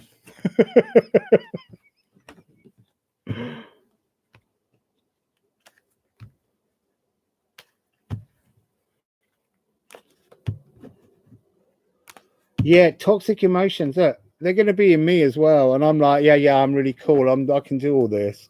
But they're going to be within us. They're going to be something that challenges us. But you can go into this Ianus Geminus and you can talk with Janus about these toxic emotions and how to deal with them.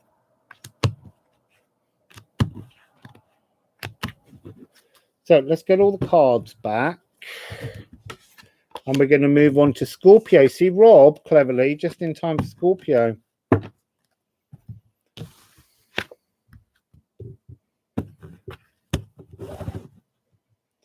So just a reminder, you can look at this in a very simplistic way and just look at your sun, your moon, and your Saturn to give you a general overview of how you're going through and what you're dealing with. You can also look at lots of other ways in which planets move or your houses rather than just your sun sign. You can do all 12, or you can notice when the readings are coming on where specific planets are named in specific houses. And if that's there, you need to look at that energy as well. So it can be as simple or as difficult as you want to make it.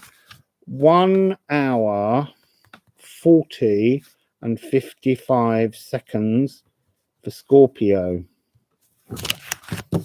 And then we're halfway through. Oh, bugger. It's 2 hours nearly. I can't do another 2 hours. I'm not doing a 4-hour Cindy reading. So, Scorpio. What's going on in Scorpio? Well, who rules Scorpio? Mars rules Scorpio, and so does Pluto, the Ianus Plutonus. Okay, it's all about the story of transformation. Let me check my new wording for it because I think I've got the magic cicada. Because right now in America, all the cicadas are coming out, and they've been underground for 17 years, and they come out and then they break their exoskeleton and they transform into flying beautiful swarms. So this is the transformation. It's the magic cicada energy. Okay. Now, interestingly, right now, during this period, there is zilch in Scorpio. There's not even asteroids that I can pull in and give you some kind of magic, because the whole point of this is a tunnel of Scorpio magic. And remember, it's in the bigger energy of the Ianus Plutonus, which was the 27th of April to the 6th of October. And that started on the full moon in Scorpio. So this really is Scorpio doing what Scorpio does best and giving us that energy of change. Okay. And it's fixed water. But it's going to unfix, because that's the whole point. It's going to change the emotions. So let's get a tunnel.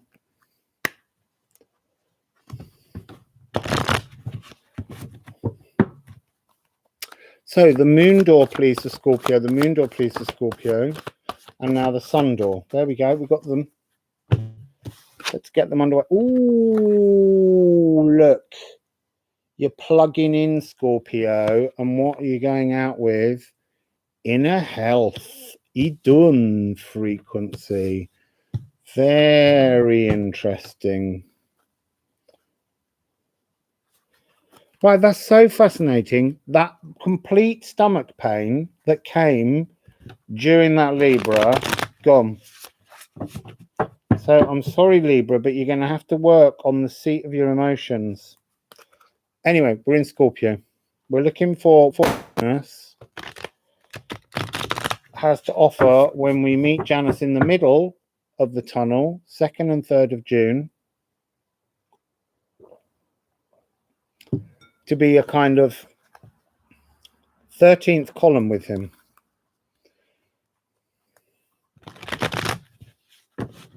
So Scorpio, what's Janus got for you in the middle of the Eclipse Tunnel?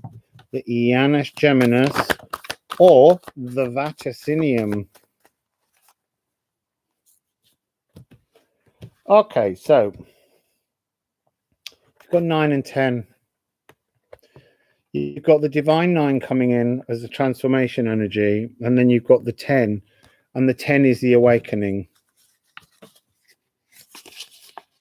the awakening that we unveiled, that I got the new year. Actually, I got it Christmas Day.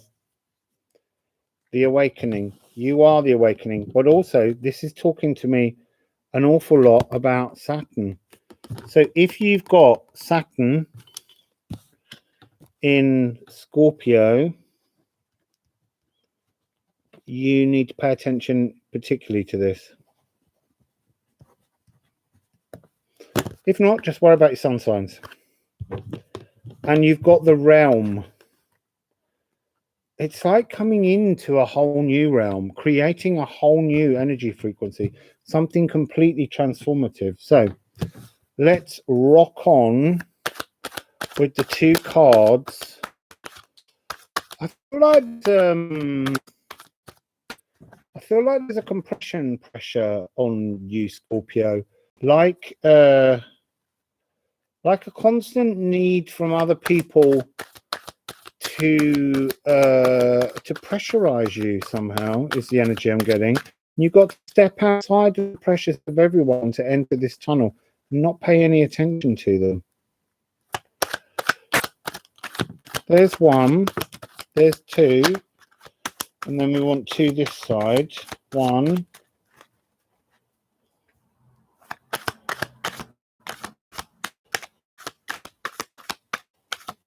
two. Oh, so interesting. So you have in your moon tunnel, you've got Madir. This is it's kind of locking onto your molecules, locking them in and being compressed within your molecules. And it's a bit like that idea of the cicada. It's being squashed, and you feel like you've been squashed for too long, and eventually the pressure becomes so much that you open. And they're showing me this 6 of swords. It's an air frequency, but it's coming from your heart. It's like all the energies just flick out suddenly. There's this energy of all of the frequencies of your heart transforming and bringing around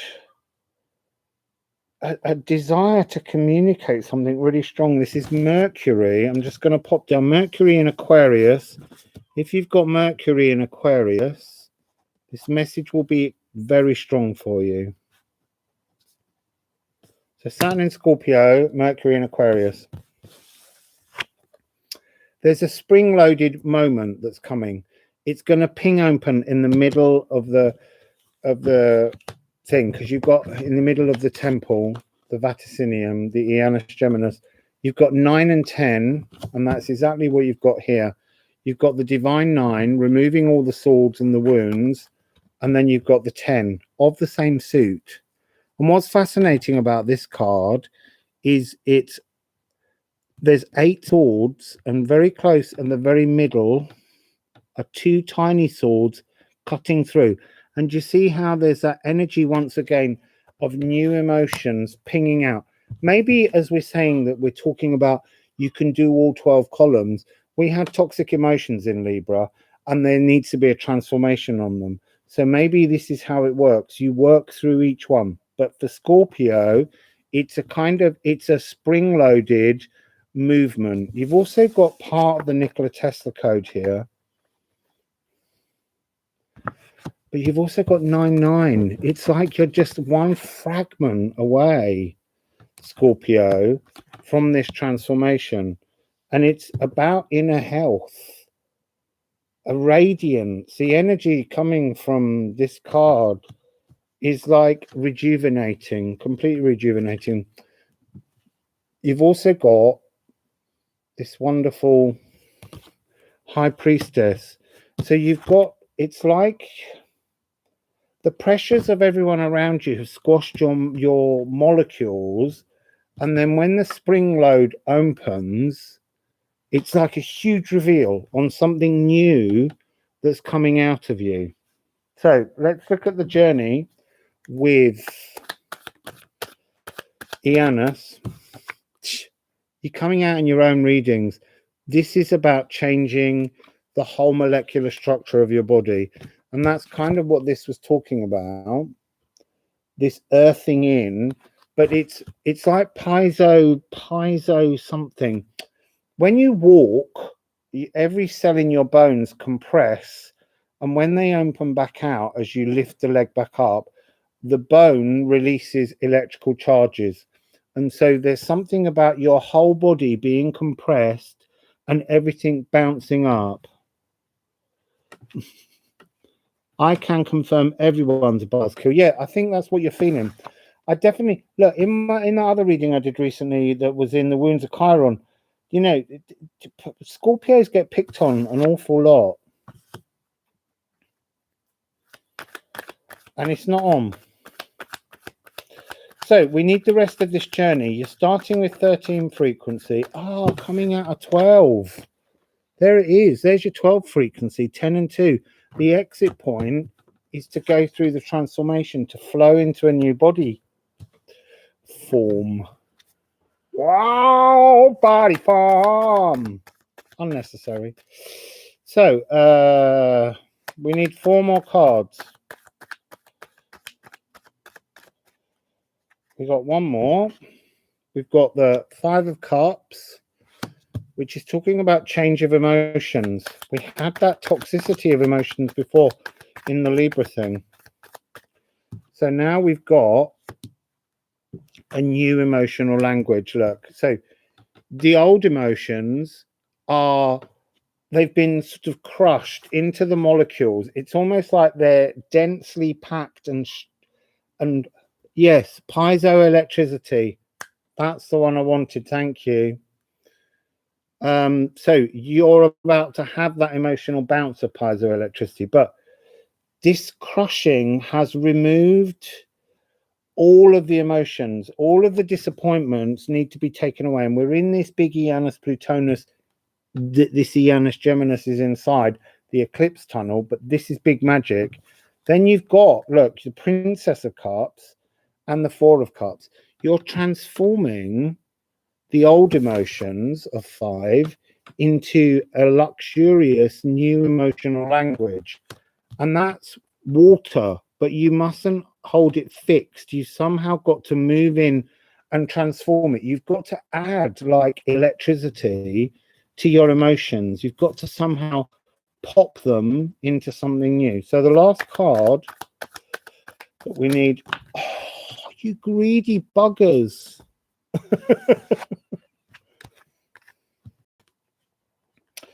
You've got this same card. You've got it in little, but it's about the energy of movement and non-movement. This is that energy of that waiting to come forwards.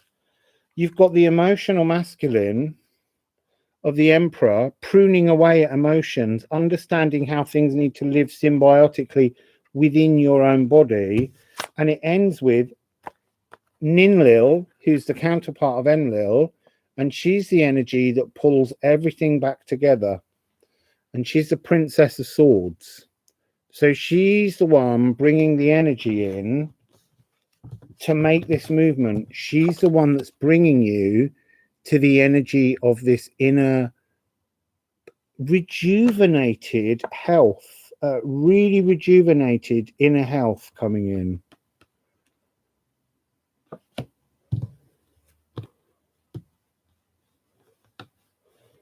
So, Scorpio, piezoelectrical transformation that just needs to explode to remove the toxicity of old emotions.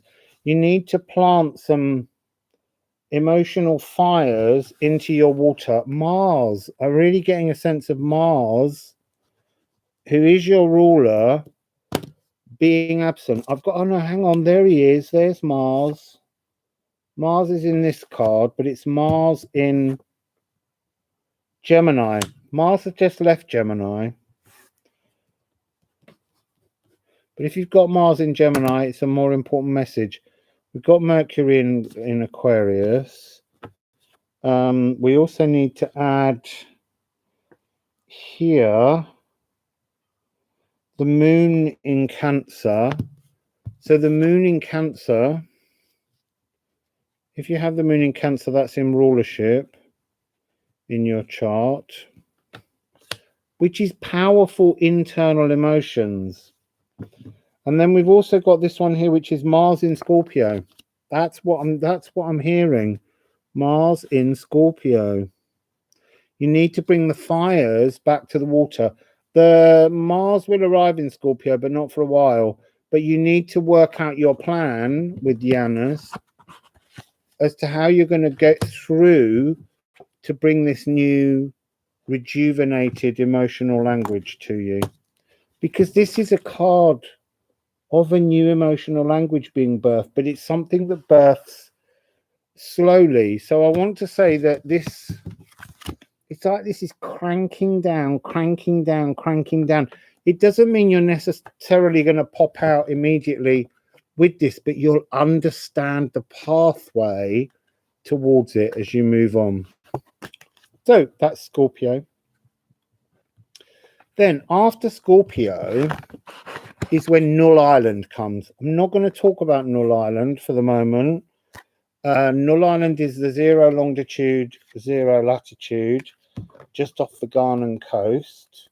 And that's where you're going to meditate on the 2nd and 3rd, if you want to play the game, with Ianus and discover what you can find from him.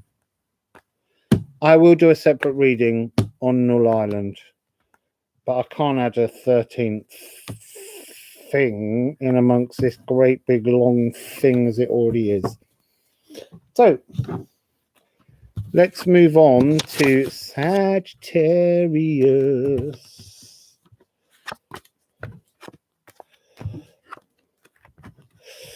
So, on white horses, snowy white horses, or centaurs. So, Sagittarius, 1 hour, 56:48. Oh dear. I'm having another sip of water. Yay, look, my stream's ready. Oh, so Sagittarius. We need to get your information up, Sagittarius. Who rules Sagittarius, people? Giving you a chance to kind of answer instead of just telling you the answer. So, it's Jupiter. All too slow, sorry. So, Jupiter rules, and this is mutable fire. Mutable fire. And this is dealing with walking your new philosophy. So, a sense of traveling with a new philosophy. Okay, that's what you're going to be looking at in this sign. If you've got your sun or your moon there, or your Saturn, in the most basic terms. Okay, now what's in Sagittarius right now? The full moon. So this is magic. This is all part, and it's at 5 degrees, just like the sun is at 5 degrees in Gemini. Okay, you've also got the South Node in there, which is where we're heading to, where we're trying to get to. And then we also have Juno in there. I'm not telling you anything about Juno. I will, just briefly. Just we don't use them, but she's about soulmates. And the thing is, at the moment with this grand air trine in Saturn, because Saturn's in a really perfect aspect with Venus and the moon, this is kind of a tunnel to maybe ask Janus who your mirror soul might be. That's exciting energy, isn't it? That's got you all woken up. So, that might not be what the cards say. Yes, it is Jupiter that rules Sagittarius. Right, so Sagittarius, what's your moon? What's your moon door? What's the gateway to the moon? What's the gateway to the moon? What's the gateway? It's gone quiet. It's gone quiet, really quiet. What you need to come out now is Freya, the goddess of love. So, there's your moon door. I don't know what it is yet. I can't see. Oh, and your sun door's gone right over. It's gone underneath. You have to wait a minute. I'll give you some bells.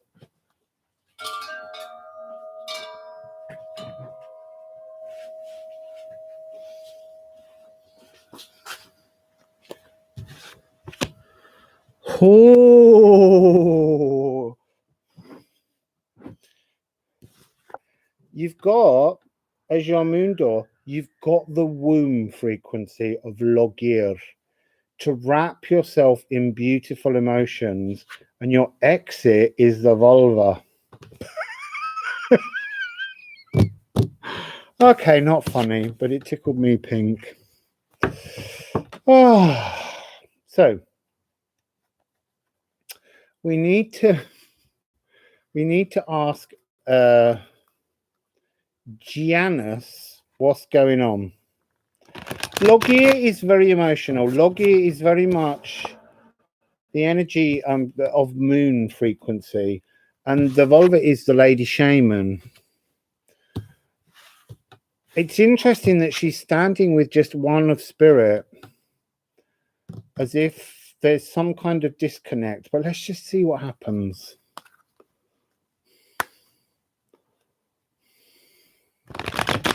So Ianus is very magical. It's like the birthing of magic.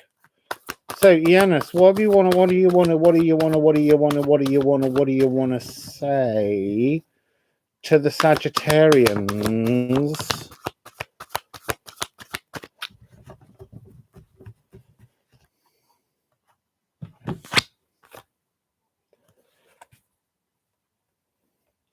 Right, so we've got new moon in Cancer. You and your loved ones are safe, and it's time to release negativity. Now, I'm going to be really honest and say they make no sense to me.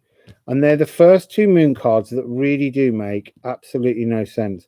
We're coming out of the Scorpio. It's time to release something. I understand that. We've moved out with the next part of this journey. But you and your loved ones are safe is a lovely message, but it doesn't serve this pathway. So I'm going to put down that we've got the new moon and the full moon. There's something, I'm being told there's something all around the wrong way in this part. So I just want to put down the moon energy.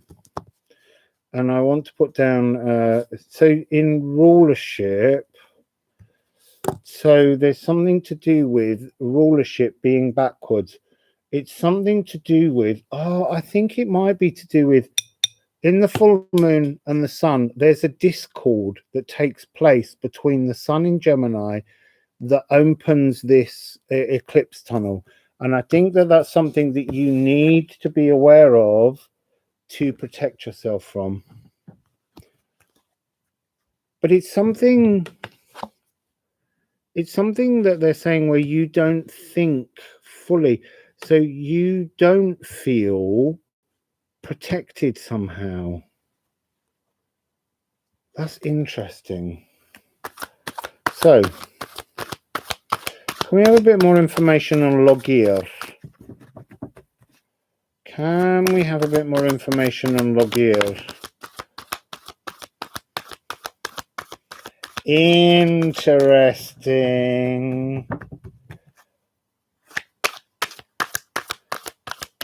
Oi! It's gone right over there. So, 6-6. It's the lovers. Whoop! See? Saturn. Trining Venus. Trining the moon. Trining Saturn. Soulmate energy. It's being birthed. It's being birthed. And then you have moving on. So this is what they're saying this is linking to.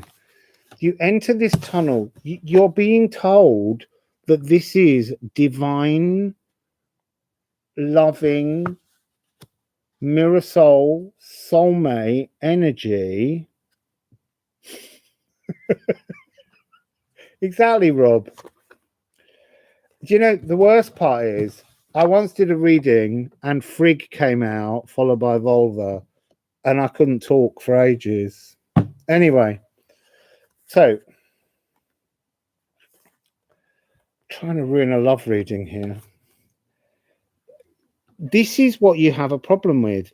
You don't have the proper energy to enter this field. This card is about moving on from pain. So we've got Mercury in Aquarius, so we need to put that down. Mercury in Aquarius. I'm also Mercury. This is Mercury. Mercury. It's like there's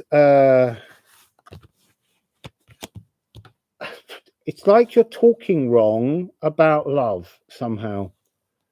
You're galdeering, you're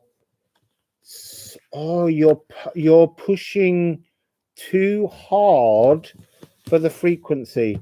You've got to learn to trust. Just enter this tunnel with the trust for it. You've pushed so hard that you've actually, this is really weird as well. I listened to a story last night that was about, it was a very complicated story about someone cursing, and that's what I'm getting, this notion of not cursing in a mean way, but just accidentally creating the wrong language. But in this play that I listened to, there was, I don't know all these things, but there was a picture in Bruges, and I couldn't locate it, but it's the Virgin Mary, and she's got all the pains, and she proudly holds them in her heart. And that's almost that sense of time to release that, the negativity that you hold around love, and open it to be this new birthing womb energy where you allow it to be completely and utterly co-created and divine. Venus is in, oh, there's a portal. Oh, that's what it is. Hang on, people. I just need to check my memory for the 26th of May. Yes, there's a tiny portal of mysterious distortion that's opened inside between Venus and Mercury in Gemini. And that's what we're getting here. We're getting that energy of Venus and Mercury opening. And time to release negativity. You need to work with Saturn and Jupiter. I'm just going to write Saturn and Jupiter down on here. Saturn and Jupiter on the 26th are opening a kind of massive portal either side of the descendant with Fortuna in the middle, and it will be really fortuitous for you at this full moon, a lunar eclipse full moon, to just let go of all the crap you've previously thought about that hasn't served you as true love. That's what it's saying. Because there's a portal, there's a big space opening. It's caught between the energies of Neptune and Pluto. So big, expansive, mysterious energies. But sat in the middle of the other two lords of karma, like they're opening a rubbish chute for you to dump and get rid of all that energy in. Release the negativity that you still cling to that's hurting your heart. Okay, so that was good, because that didn't make sense. I really, honestly, that made no sense whatsoever when it came out. So the two cards going with the magic of the vulva, remember, she's Sadir magic, she's Galdir magic. You need to learn to express love in a different fashion.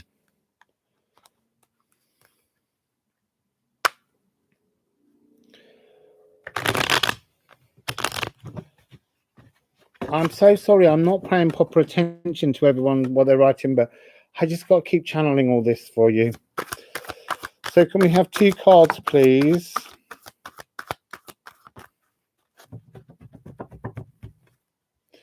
So there it is again. Toxic love, narcissistic love. I'm not saying that's you. I'm saying it's an energy you've been caught in. It's the energy of Saturn in Pisces. Saturn in Pisces. So between Saturn and Neptune, who's in Pisces, is Jupiter expanding. That's part of that dumping area to dump it's a toxic chute that you've got to drop everything down. Okay. Fabulous. Rob's going to keep you in line. I'm just going to keep going on. So the vulva, she is the creator of shamanic magic. The queen, the princess of wands, she is the mistress of manifestation. She's got hold of all that's crap, all that was raw, all that was aggressive, all that was hurting her. She has complete control over it, and she's slingshotting it into the heavens to manifest some kind of new and wonderful magical frequency. 2333 on the clock. Whoop, whoop, whoop, whoop. Oh, I just went to 234. But that's good. 234 is a natural movement. So we need these. Oh, do you know what I'm just going to try and do, which I meant to do ages ago?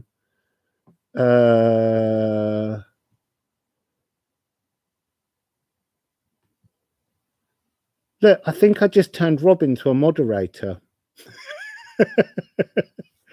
There you go. I'll do that with some other people next time. I learned how to do it and then completely forgot I learned how to do it. That was quite good.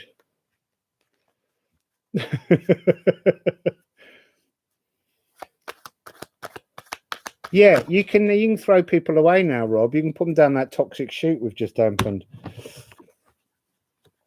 Oh my goodness. I only need one more card. This is beautiful. Your journey, your chit chat with Ianus. Oh, no, that's too many. But actually, what I'll do is I'll take them as the early part of the journey. Look, we've got the 5-5. The 5-5 for you is here because, and that's so weird, every time I put them back, I put them all in separate places. Okay, so this is the 5-5. One is the sun, one is the moon. The old toxic emotions and the old grief that comes together with. That's that tension that I said exists right now on this day between the sun and the moon. Ignore it, because behind that is this grand air trine that's been forming, that's bringing a new frequency, that's opening this little mysterious portal through which the beginnings of this love energy can come through.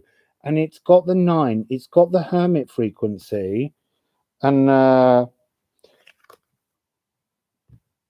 shining a truth, and then it just gets unbelievably shiny. So look, you get the 6 of Wands, victory,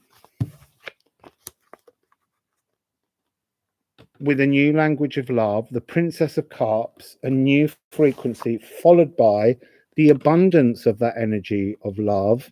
So you've not just got the Lover's card, you've got the 2 of Cups, and it's followed by all of your shiny sun energy, life force, becoming something completely wish fulfilling and magical with the vulva. That's gorgeous. So, peep in the portal, drop this toxic crap that you keep doing to yourself, Saggies, or house 8, if you're looking at it from your house 8, and allow all these allow a glimpse to come through of this mirror soul connection that's coming through, because then you can manifest it. But you can't manifest it if you keep approaching the gods or the cosmos with the wrong frequency. You've got to have that trust in the journey, otherwise it can't manifest. So that was Sagittarius. Now we're moving on to Capricorn.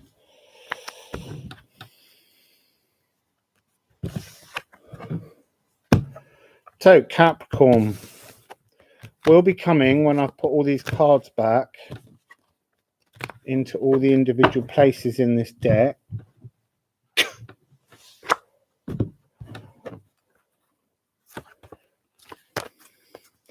So I hope you enjoyed that. So I'm just going to pause at this moment and remind everybody that I need to eat. Not right now, just like tomorrow. So if you can afford to send me a tip for all my lovely hard work, it's PayPal me at Rustling Around, and I will be eternally grateful and will have a very full belly. So Capricorn, 2-15-15. That's nice. We like that. 2-15-15, 2-15-15, 2-15-15. So what is Capricorn's story? I just have to find it for you. So Capricorn is house 10. If you want to look at your house 10 as being part of this reading, this is a new legacy intention. Okay.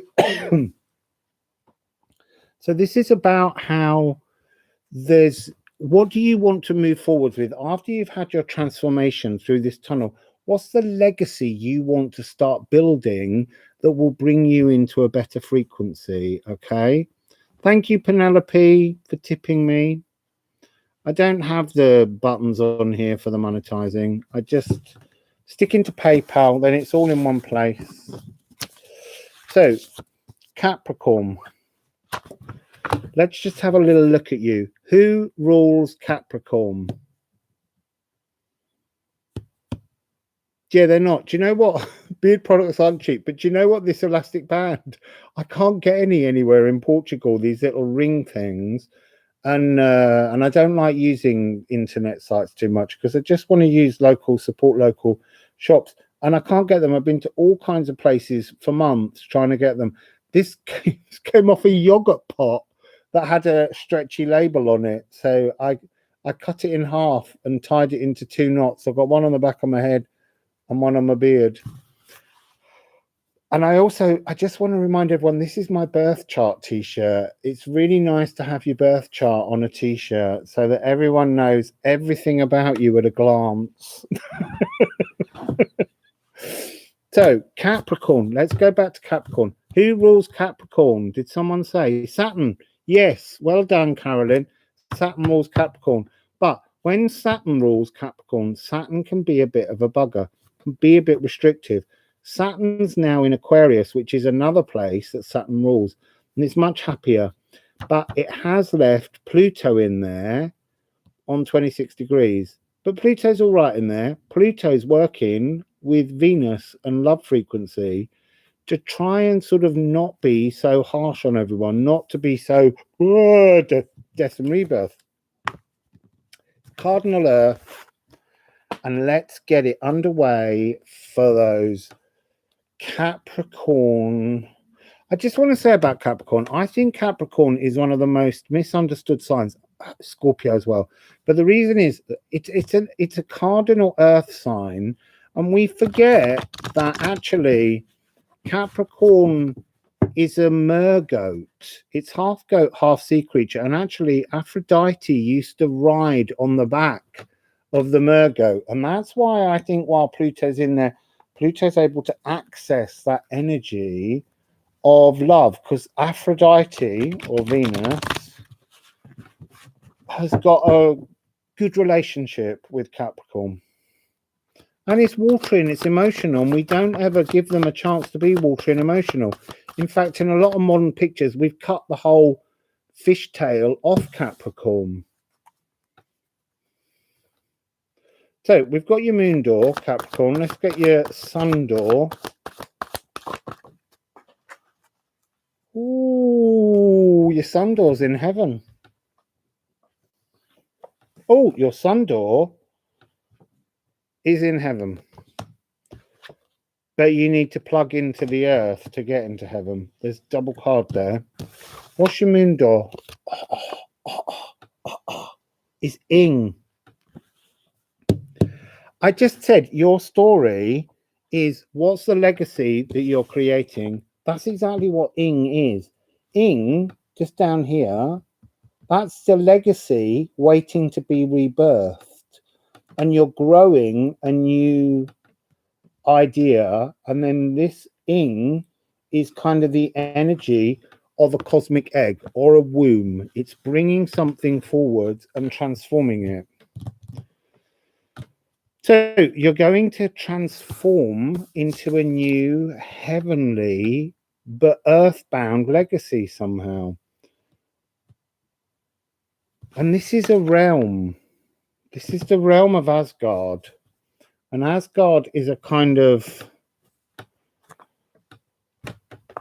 it's like a fortress. It's like you're going to create, because you're very cardinal, but there's something about making your new ideas so powerful that you can almost build a city from them.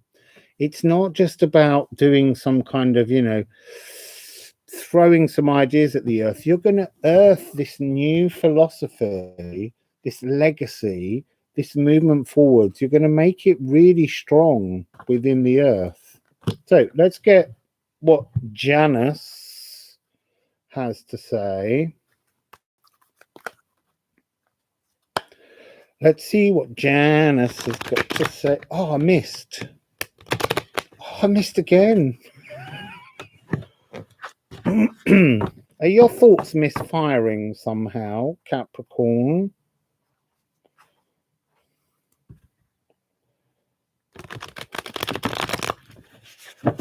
Right, so Janus. What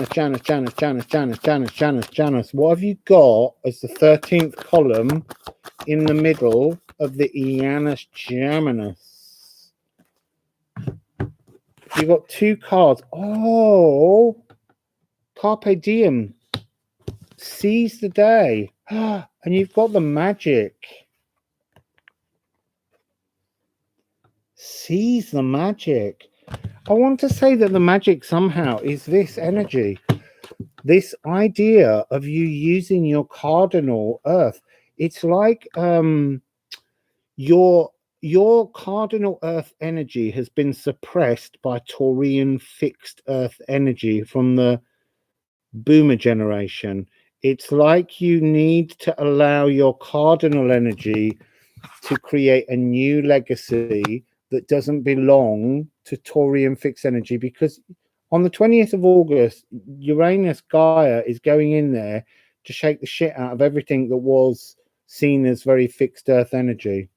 Okay, so look, I've been talking so long. My lights are going out.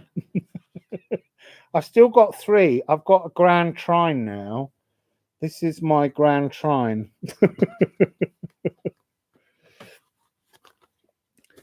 So let's get doors. Let's get the tarot cards for the doors. Ing, this new legacy that's being birthed. Ooh. So the new legacy that's being birthed, Capricorn, has got a lot to do with the moon. It's magical. The reason we're being given this is it's a divine energy. It's got the eclipse energy. It's got the sun coming in. There's something that you're birthing right now in this tunnel, a new idea, a new magical cardinal philosophical legacy that's so powerful you can build with it. You can build new frequencies. And then you've got strength. I know it says lust, but strife. It's in order to get past the strife, in order to get past the things that have always made it very difficult for you to be understood in that fixed Taurian air energy, you have to involve yourself in a greater sense of power and strength to your own frequency. You need to seize the day. She is seizing this new energy, seizing the day, because there's a whole new energetic, the dragon lines, everything going around. Look, I've actually just noticed that Madur, the little tiny thing that you're going to earth in, this card is flying in at the side. It hasn't arrived yet, but during this tunnel, you will understand the magic of it. I love that. I absolutely love that. It's the only one that's really that clear on the card.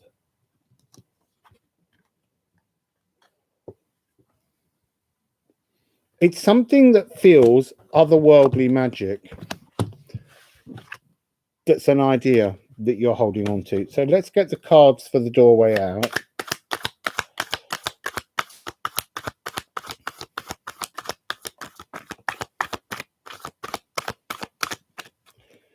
You're getting the same frequency energy that we had here, where this beast is the raw and the emotional masculine body energy that needs to be earthed in with a new magic. What's the magic? To be divine, to get to the frequency of divine masculinity. And it's fascinating because you've got Ganesh energy coming in this card.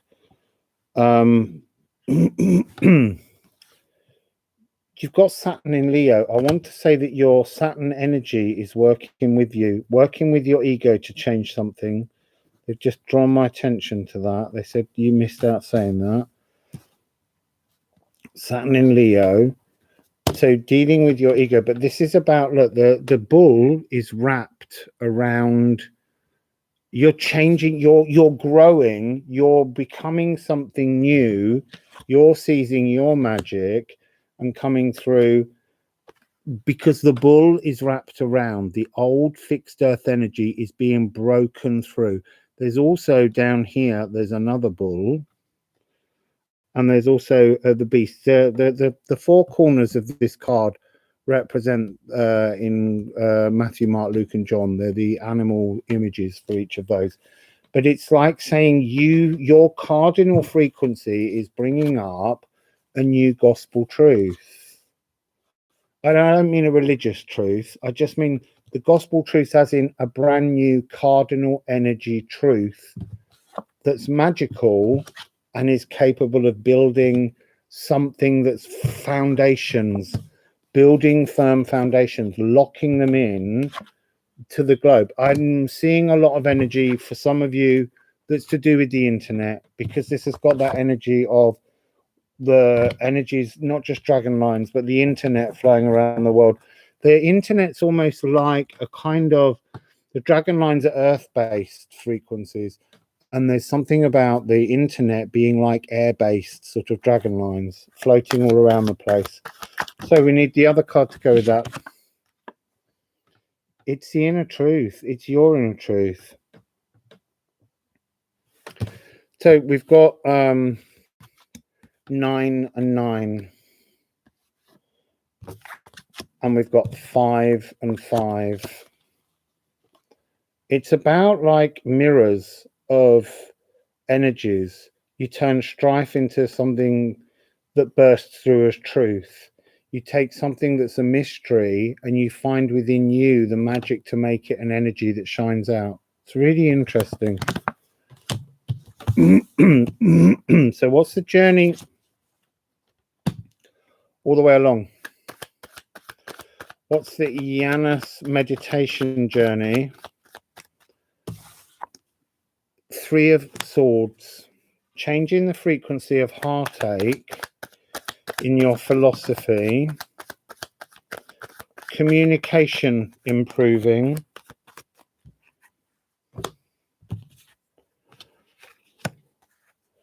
so you've got communicating from your heart more effectively. Hummingbird, heart frequency, seize the day, seize the ability to communicate. We've got Saturn and Saturn again, Saturn in Libra. So Saturn's playing a really massive, your ruler planet is really trying to, it's almost like it's saying that Saturn itself has been holding you back, even though it's in rulership in Capricorn, it's somehow been restricting you. And now it's in Aquarius, it's freeing you of a lot of the energies that held you back. That's really interesting. So what else do we have? We have the next card coming out is the Lovers. And this is a Gemini card, and this is the Ianus Geminus. It's like this magic, this love frequency, this renewed heart that you need to have the strength in. You need to seize this frequency.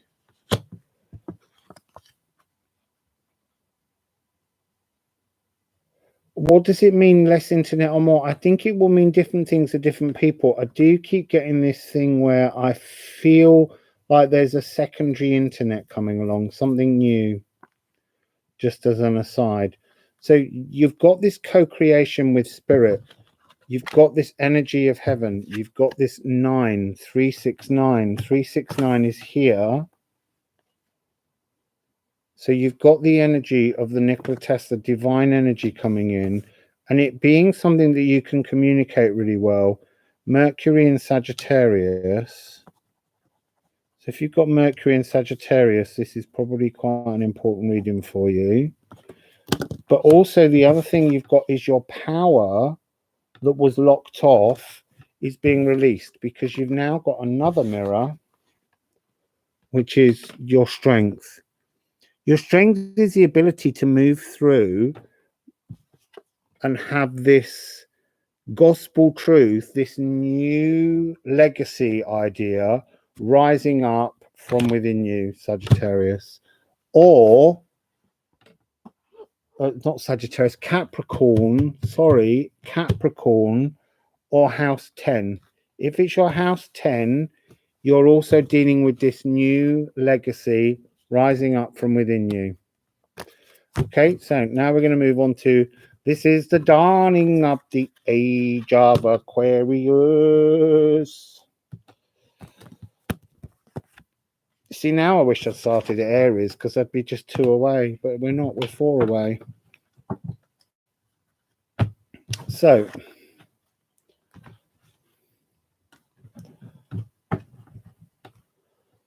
and it's nearly midnight here. It's because I had to wait till 9:30 to start, because it wasn't dark enough. Also, it was a bit cloudy here in the daytime. That's why my lamps haven't fully charged.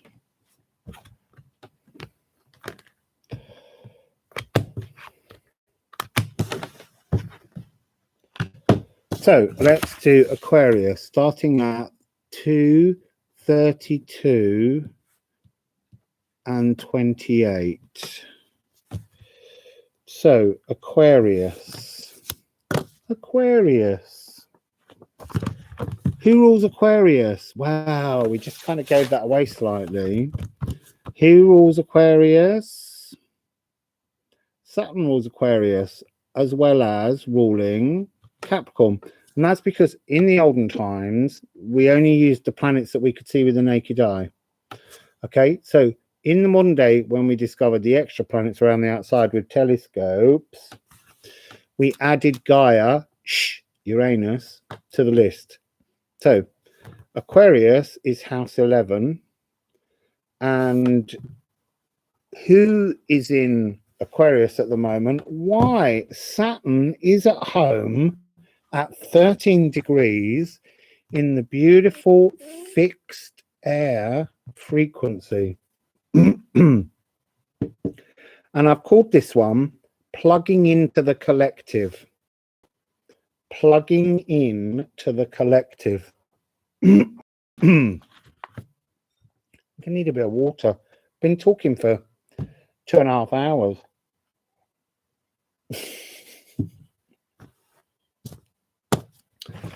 So, plugging into the collective.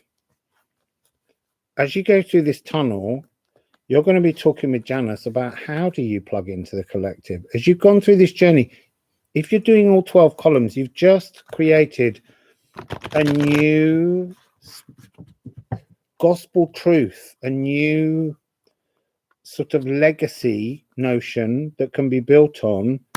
How do you take that notion out to the people? How do you sell you and your new ideas? So, Aquarius.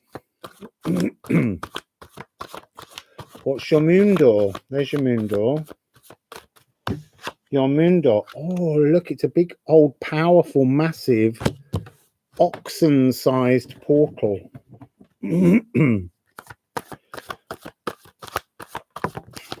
Oh, and it gets even bigger because you turn into the giant Loki. It's like you're bringing everybody through. So Ur is is ox. It's from aurochs, the old word for the giant cattle that existed before we killed them all and made smaller cattle. But so this giant strong portal is opening, and you've got to fit the giant transformed collective through the portal with you. Ooh, Aquarius. That sounds a bit tricky.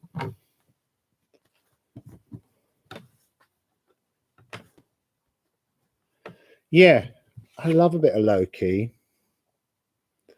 Because Loki was kind of, they always go, oh, he was the adopted son of Odin, as if it was kind of like some sweet thing that Odin did. But it wasn't. He adopted him so that he had control over the giants. It's like a hostage. He was held hostage and then he was blamed for standing up for himself. So let's see what Ianus has to say in the middle of the Aquarius House 11 tunnel.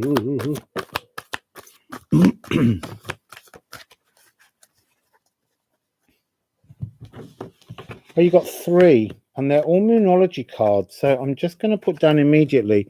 There's a very strong sense of the moon in Aquarius. My moon's in Aquarius. No, that's my black moon, Lilith. Where's my moon? There it is down there. There's my moon. Look at all the energies that my moon's dealing with. Oh, that was a bit exciting. So the first card that came out was Don't Let Pride Get in Your Way. So the energy I'm getting from this is not about don't be proud of the things you do. It's about the energy of don't overlead, because you've got to fit the whole collective. This is about the collective. So being too harsh a leader is not the energy we're moving forwards into. So you're focusing on how do you let go of control of the need to control others. Dark Eve energy. It's manipulative energy. That's what you've got to let go of in the tunnel. Hard work is paying off and communication is the key.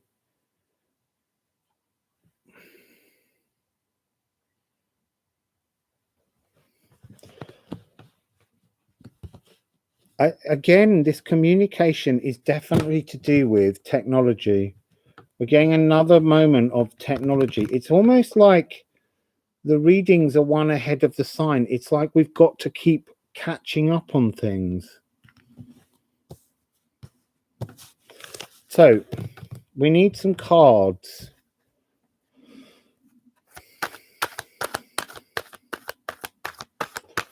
Communication is key, but there's something about that being Gemini, being talking to each other, not so it's almost, it's really interesting. This is the energy of talking to Janus, but somehow your talking to Janus needs to be like a kind of a sort of broadcast to the collective somehow. So as you go in the tunnel for the collective, Aquarius, she keeps coming out, this lady, but you begin with the universe. The universe is the collective, but it's also 2021. It's card 21. It's the reaching the point at the end. Interestingly, it's got the 4 creatures around it that were also around the Hierophant card in the last deck, in the last reading.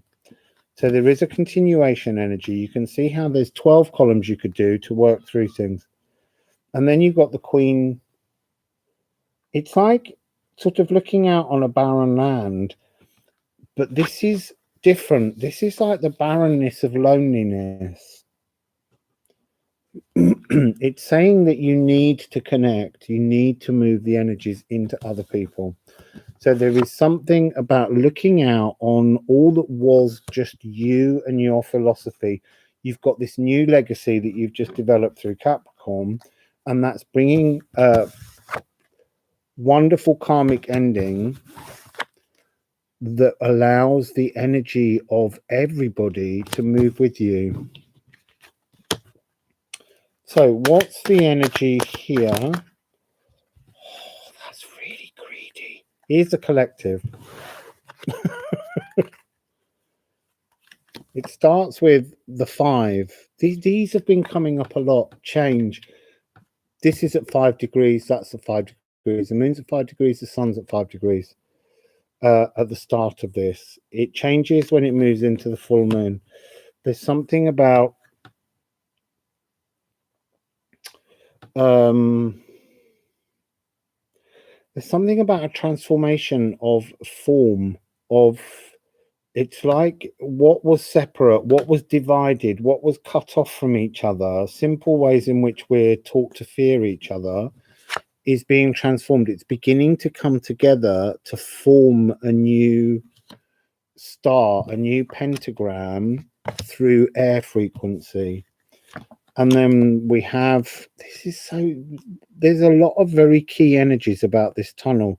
There's this energy of transforming frequency, movement but not movement, going through a tunnel but not moving through the tunnel so that you can change something. And we've got the card that's bringing the frequency of transformation to the heart, pointing all the energies to a new heart energy. And this is Venus and Mercury. And that's that gap that I talked about just now. There's a tiny portal that opens that can change the frequency between Venus and Mercury. So I just need to pop down Venus and Mercury. And Mercury.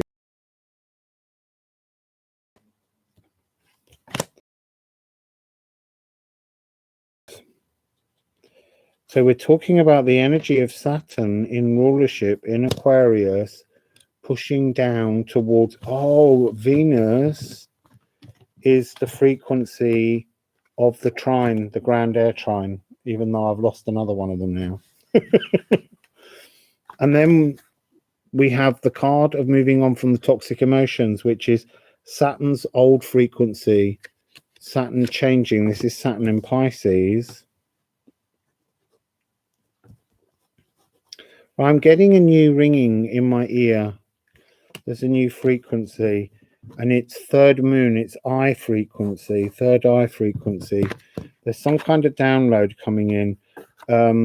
You've got the Empress. It's like all that was collectively blocked before will come in as a brand new sort of flowing frequency of the collective that's huge, that's really massively powerful. It's just interesting that took 5 cards, again 5s. So hopefully we won't need this full 5 journey here. It's something hidden. There's something hidden. Oh, look, what's hidden?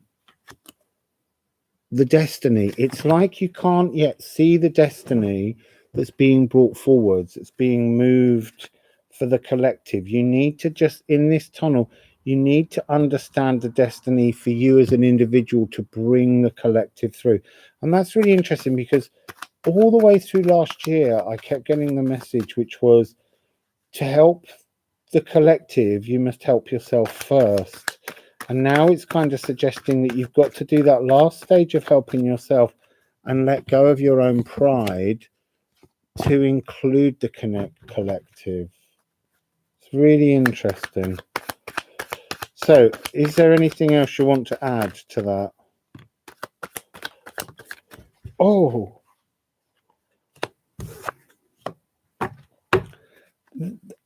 they've come out again as a pair.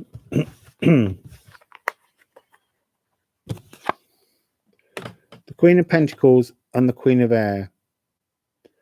But what are they doing? They're, as I said before, they're looking at what was the loneliness, the barrenness, the desert, the going into a desert, being tempted by the devil, standing alone, seeing all that's dry, feeling a thirst for something. What's lacking is a need to cut back on something to bring a new destiny. And it's the energy frequency of love that's coming through. A love for all things, a love for all life. That's the frequency that you're working with in this Ianus Geminus. Okay? Aquarius. So, we're next moving on to Pisces.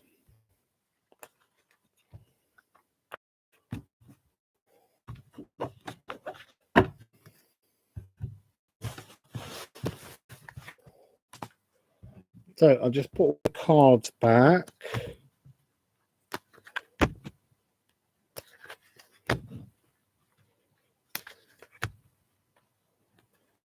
Just to read what you're up to, people. And thank you so much for all being so patient and waiting so long. This is a very long live reading, and I'm just going to mention it again, but you know, it would be really nice if any of you could afford to send me any tips. It's PayPal me rustling around, and it allows me to fill my belly and to stay places and to have time to spend all this energy writing the articles and things, because it does take a lot of time to do. So thank you if you can, but don't worry if you can't.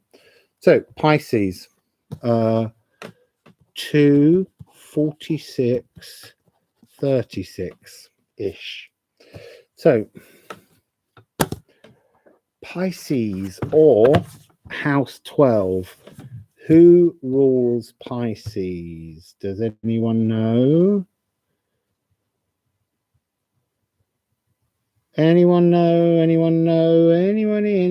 Yes, Neptune and Jupiter. Neptune and Jupiter, and they are both at home right at the moment. However, as we go through this tunnel, they're both at home. But as we move through, you will notice that Jupiter will go retrograde and will move backwards and join Saturn in Aquarius. So, at the moment, Jupiter is at 1 degree and Neptune is at 22 degrees. So you got two rulers in the house. So this is very magical energy. And this is the collective unconscious or the collective consciousness. Unconsciousness, consciousness. There's something about this wonderful, magical, dreamy energy that is very Piscean. And obviously it's mutable water, it's very fluid energy, it's very dreamlike. And you've got inside here, you've got Jupiter expanding on the mystery. There's something else I need to tell you about it though, because there's something that Jupiter does very soon. Not Jupiter. Oh, where have they gone? Here we go. Let me see. I've got there's a moment where here we go. It's on Null Island. On the 3rd of the 3rd, the moon will move between the 2nd and the 3rd, will move in front of Jupiter and then Neptune, and it will create this very mysterious, deeply esoteric, magical moment of dreams that will transform something. And they're very much connected in to Pluto and this energy of love, death, and rebirth. So the collective unconsciousness or consciousness. So let's get these doing. Pisces, what's your moon gate? What's your moon gate? What's your moon gate? What's your moon gate? What's your moon gate, Pisces? Wow, that's a bit of a shocker. It's like a tower moment. I need to turn that around. It's not burning quite safe.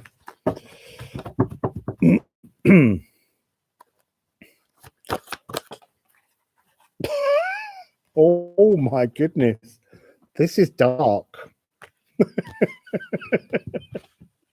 So you've got Hagel, you've got a tower, the hail, the thunder, Jupiter, god of thunder, lightning bolts. Tyr is to sacrifice something, to let go of something. Pisces.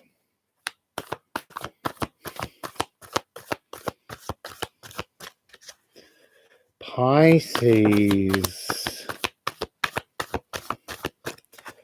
What's Janus got to say to Pisces? Okay, it's saying you've been a bit lazy. Nothing's set in stone. It's mutable.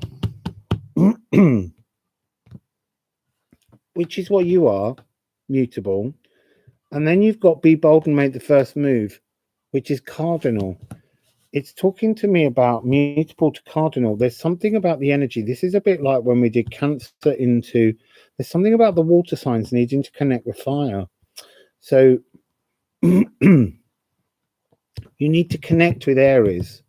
And Aries is the story of the new unburnished self. So it's almost like you're covered in so much of a kind of esoteric magic that you almost can't see how shiny you are. You're covered in soot and it all needs to be polished off and cleaned up. And there's something about the energy here of Fenrir with Tyr that's about a need to sacrifice something sacred to yourself, which is almost your outer skin. You know, you need to polish everything up. You need to go through this tower moment. You need to be more cardinal. You need to be driven rather than being mutable.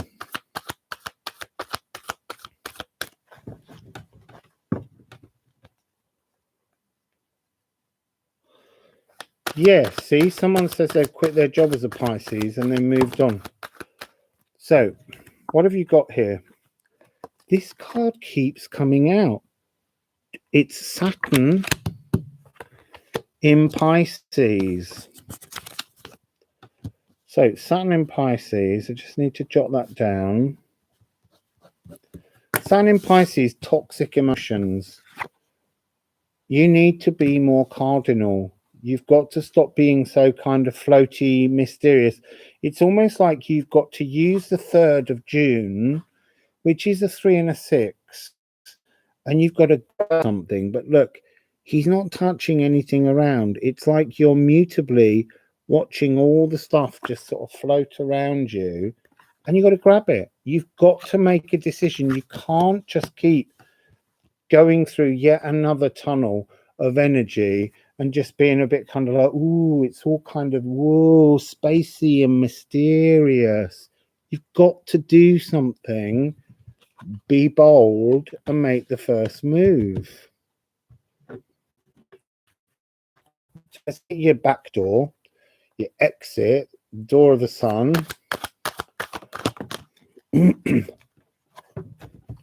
This card keeps coming out. This movement, no movement, chariot card. Readings. It's a huge karmic cycle, but you've got to make the movement. You've got to pull the chariot. There's a chariot. The wheels are able to be moved, but down here it's being pulled by 4 stone statues that are not moving. I think energy clinging to you and making you just go, oh, I'm just going to float all emotionally. And you need to engage with changing things. You've got, this is cardinal magic that's coming in. So let's get your pathway, Pisces.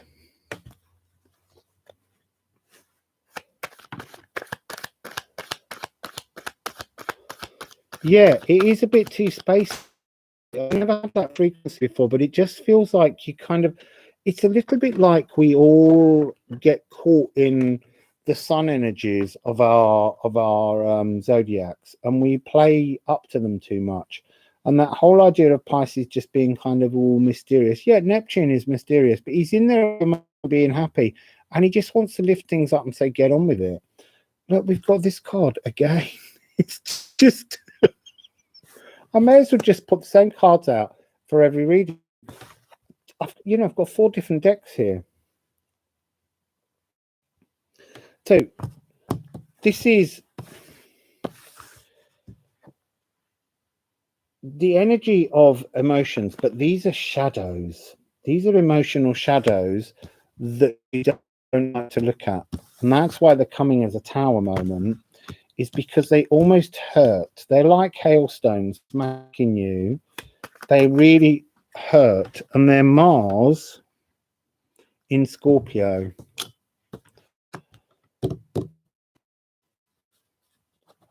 Mars in Scorpio. So there's it's like you feel, if you were to be cardinal, if you were to be bold and make a decision about the shadow emotions, you feel like it's going to sting you. This is more stinging than a little bit of Mars and Scorpio.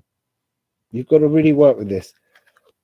Fire. Look, you've got 1-1.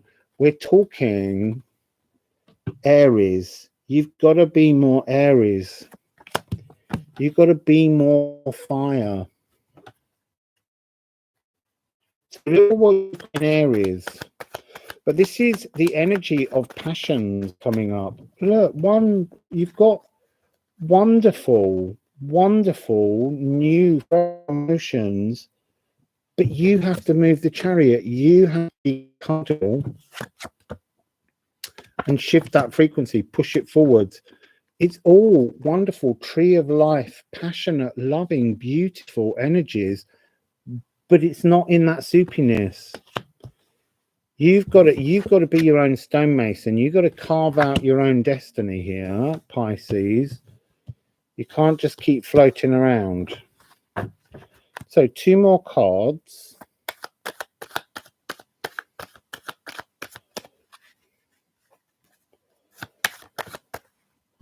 Here's one. This is what you do. This is all the time. Kind of like, hey man, I'm just like hanging out here, man. It's no good. You've got to be more cardinal. You've got to sacrifice something. What have you got to sacrifice? It's like you've got to sacrifice the dreams that you hide behind. You've got 3 wands.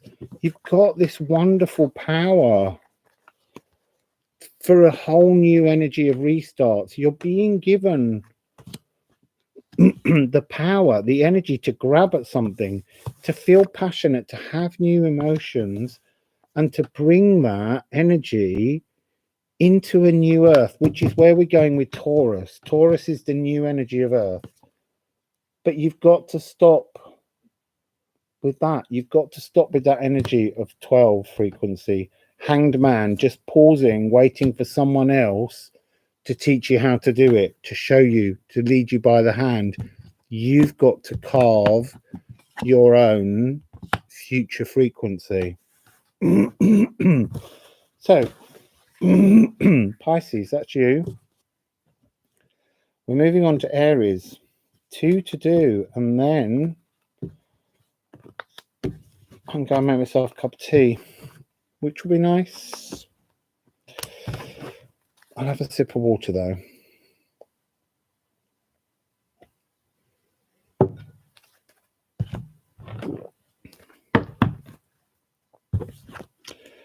So, see, I put them all back in separate spaces.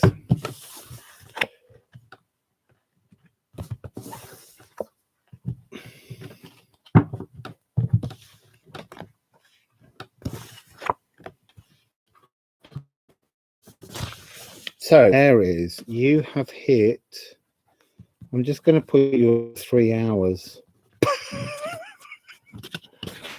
So, Aries. We need to get the book. Aries. Who rules Aries? Anybody. Look, 110. We've got 110. Just after that 110 in there, it's just come out, Pisces. And the Pisces need to read this reading, and that's why that 110 people watching connection has just come in. Aries. Who rules Aries? Mars rules Aries, obviously. And who's in Aries at the moment? Chiron. So it's a tricky energy, and this is the new unburnished self. This is when we take and we polish up and become something new. This is house one. It's who are we going to be once we've got rid of that collective unconsciousness where we were all kind of spacey in Pisces and not being cardinal enough. Now we're going to be fully cardinal, and we're going to clean up our act in Aquarius, in Aries. So what's the gateway? There's two cards, very fast. It's cardinal. It's made a decision. Jotunheimr and the vulva, magic. We've had the vulva as the door exit twice now. This is interesting because we've just gone all the way through these columns. We're on house 1, but we're kind of on column 11 in terms of the story, the long arc. This is the 11th part, this Ianus Geminus story, a movement from the moon to the sun in the lunar eclipse.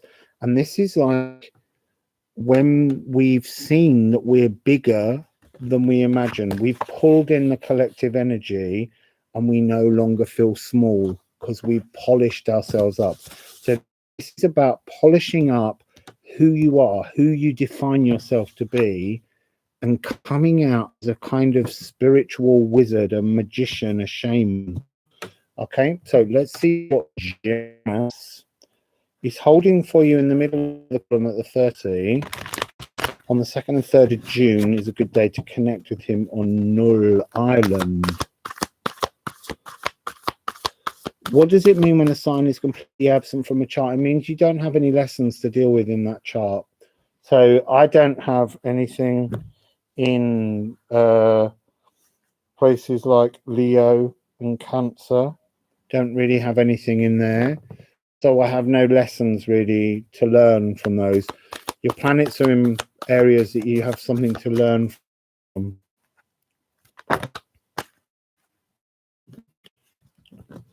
So I'm going to put them back because I was talking too much and I wasn't concentrating on Janus. And all three of those cards have been out before.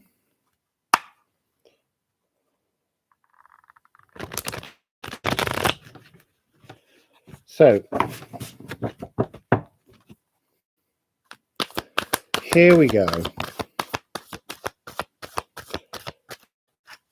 For Janus, for Aries, Janus for Aries. There we go.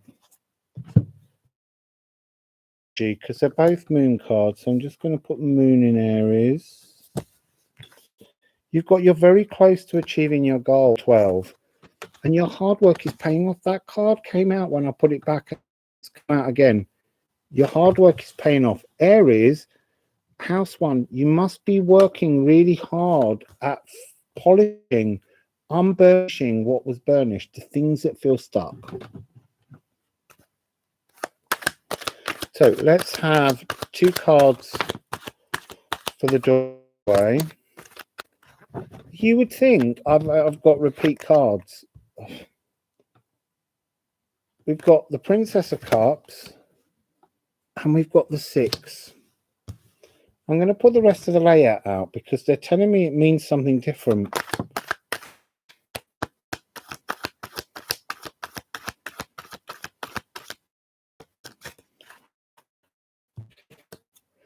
It's got change, but change has come out upside down.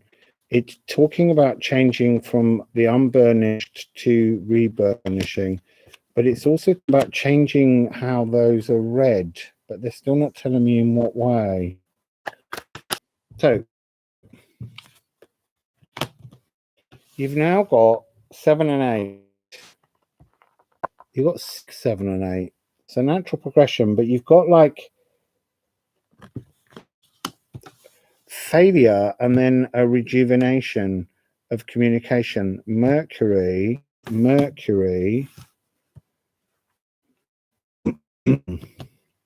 Jupiter, and Saturn.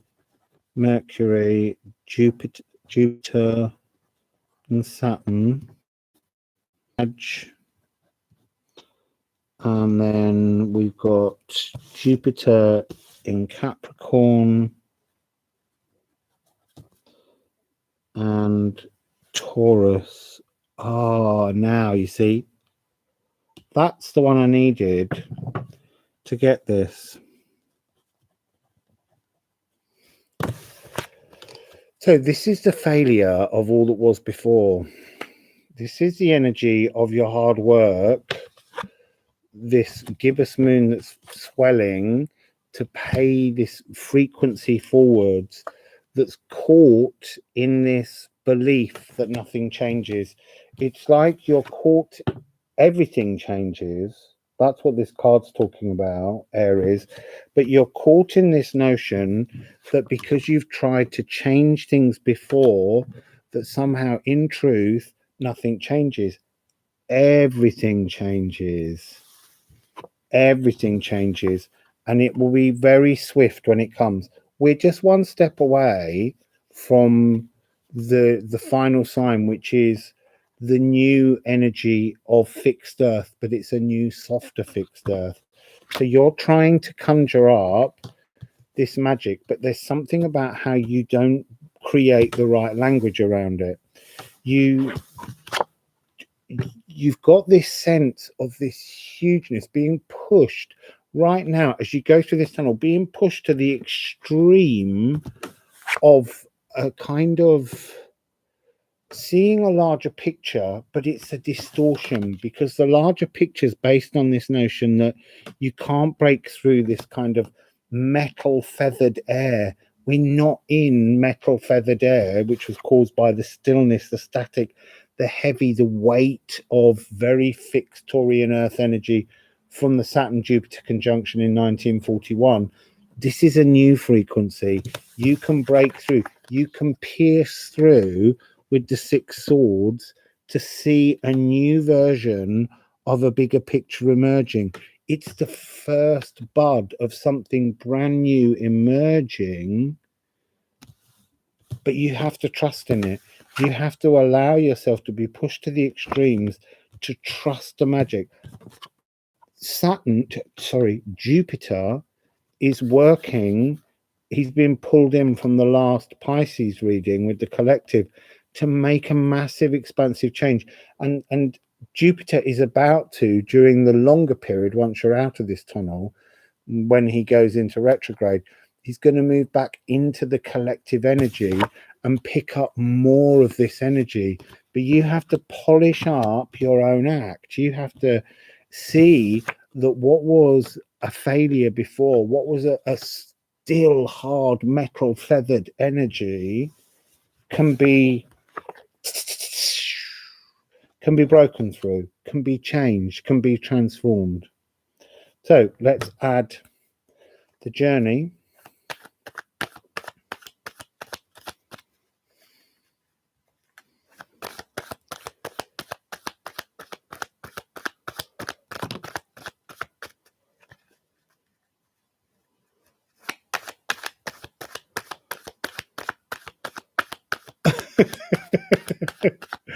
I've got my chart. You can wear my chart. It's I tell you what, this is a really good website that you can use. Actually, it's called Astro-Charts, and then once you've plotted your chart in, you can go on and you can turn it into the darker version of the chart. And I've sort of taken it down so that it's just got 13 planets. So I've got all the planets I use for sound healing plus Black Moon Lilith. So it feels kind of fun and magical. So I'm just looking for your energy for your journey with Janus. Ianus. There we go, we've got them. Oh, it's lovely. You see, you've got Ninlil, Princess of Cups, came with this card of changing the frequency, bringing everything back. Ninlil is the one that pulls energies back together. She's the one that can help you to unburnish and change this frequency of stillness, because it's coming with the sun. When you come out of here, the energies will have been pulled together. They will be resonating in a new frequency that involves everyone. The whole zodiac is around this sunshine. But you have to be the individual. You have to come into your own new, polished, brand new frequency to be part of that collective. You can't be all kind of mysterious and Piscean. You've got to know your own place. Know that you, oh, look, that's what it is. That's the magic. That's the rod. You're creating a new power. Rods, wands, staff is personal power. It's your spine. It's a connection. So the spine is again Pluto. So you've got a Pluto energy coming in as a sound healing frequency, which is C sharp, D flat. We've also got Mars in Leo. So you've got yourself, you need to fix your energy frequency. You need to not be so cardinal almost. I know the last one was about being more cardinal, but you need to somehow bring yourself together so that you can fix the energies in yourself so that you can then be more cardinal again. But you've got to fix your fires, fix your passions, fix your fuel, your life force. And that's, as I say, Mars in Leo, and Leo's ruled by the sun. So you might want to have a little look at the Leo reading to get something to do with alchemy of the ego. And then it ends with the Knight of Discs. Now he's also like, he's like this energy. He's like a lighthouse that shines out the frequency of a new earth energy. He is the beacon, the sunshine that's pushing forwards. And there it is again. It's this energy that you're gonna, this magic is your power, Aries, to shine this cardinal magical light. And it's a completion. And what is that? That's in Aries. It's Venus in Aries. It's like you've built your own wheel of fortune. Venus in Aries. So you're building some new giant collective magic, but to do that, you've got to find a way of fixing your cardinal newness, your unburnished, your newly polished, shiny self, and radiating your light out to bring a completion to your own wheel of fortune. That's gorgeous. So we've just got Taurus to do. So people, oh look, there's Sasha Carew, a lighthouse. Wassail Sasha.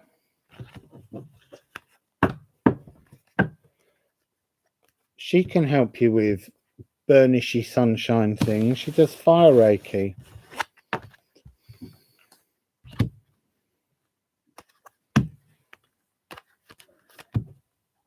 You also need to badger Sasha to give you wonderful tips on how to look after your body. Because she's going to soon. Because I keep going on at her about it. Because she's got great things that she can teach you. So, here we go, people. Look. 3-15-15, Taurus. 3-15-15. We're nearly done, people. Right, what's going on in Taurus? Who rules Taurus? Venus rules Taurus, and Venus has been in Taurus and is already in Gemini. So who is in Taurus right now? Ceres at 5 degrees, Gaia, Uranus at 12 degrees, and Black Moon Lilith at 24 degrees. Ceres, interestingly, is at the same degrees as the sun and the moon when they go into the lunar eclipse. So we're dealing with the exit of the material world, exiting back into the material world in a new, fixed, but gentler, softer earth frequency. So Taurus, it's fixed earth, obviously, but it's being unfixed because we've got Gaia, Uranus, in there, busting everything up. To begin with, you're just looking at focusing on this new energy when you come out of the gateway, but know that the energy of Gaia, Uranus, will become really intense around the 20th of August and throughout the whole of September. We've got massive frequency in September. What was the short company I mentioned? The short company.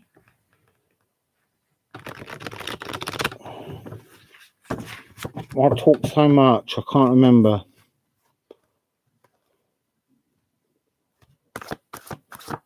So, what's the gateway opening the moon door for? What's the moon door for Taurus? It's really interesting. It's Dagaz. It's taking an energy and pulling it right down to a pinpoint and then reopening it back up. That couldn't be more about the energy of moving from the moon door through to the sun door and out again. It's a very prosperous card.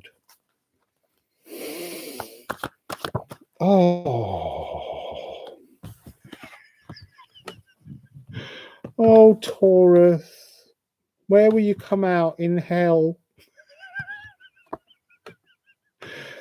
It's actually, where will you come out? You will come out in a place you're not comfortable with because you've been forced to change your fixedness.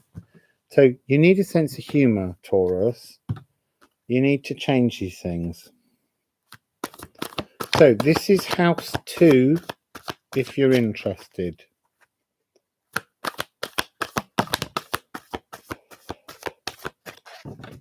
So we've got 2 cards, and we've actually got no moons. We had this one earlier. It's a double deck. Seize the day, and you've got the soul. I want to say that this is dropping completely new energy inside your mind. Inside your mind. Because you've got to go through this frequency. You've got to unfix yourself. You can't keep being... We're in the year of the metal ox. And there's a sense that you don't want to change things. You have to change. You've got to change this. You can't be so fixed. A lot of this energy of this tunnel in a lot of the readings is about needing to be more flexible, not fixable.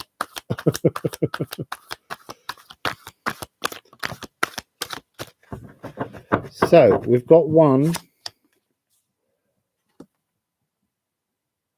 There couldn't be anything more fixed than 12 frequency, the Hanged Man. You would sooner hang and hurt than transform. Come on, Taurus. You're a really loving, beautiful energy. Oh, you're getting greedy now.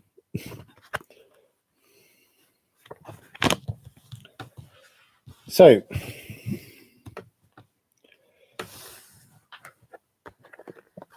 you have to change. change, change, change, change, change, change, change, change, changes. Turn and faces. Anyway, it's Bowie, I think. It'll please Rob. So, Taurus, what have you got that I wanted to write down here? You've got Jupiter in Capricorn.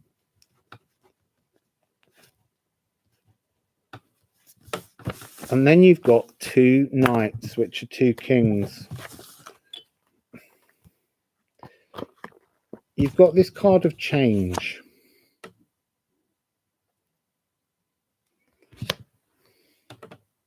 You have to change your thoughts to change the way you sit in the earth.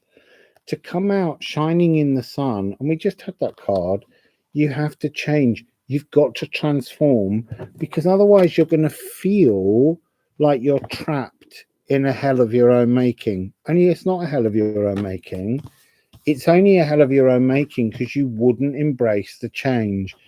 You need to put that Two of Pentacles, yin and yang, yin and yang. You need to hold that. It's expansive energy. You need to put it on your phones and remind yourself that it's absolutely cool, Taurus, to move through. So seize the day, seize your soul.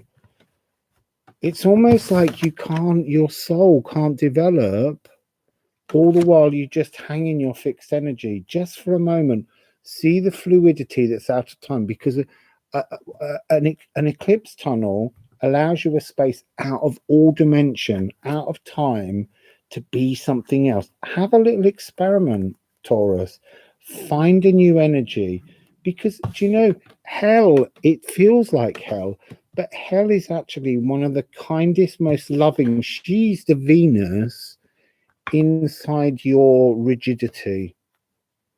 I'm not saying you're not loving. I'm just saying you need to embrace the changes. It's no longer Earth epoch. Yeah, there was the last conjunction. There was a Taurian fixed Earth conjunction in 1941 between Saturn and Jupiter. We've got Jupiter here. But there was also one in 2000.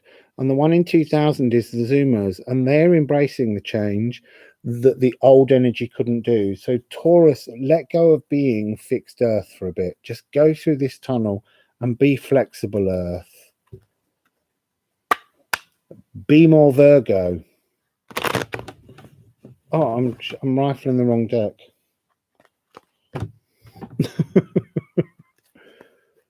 There's something about the heart. There's something about piercing into your heart. This Venus. Let the Venus out. Let the love out.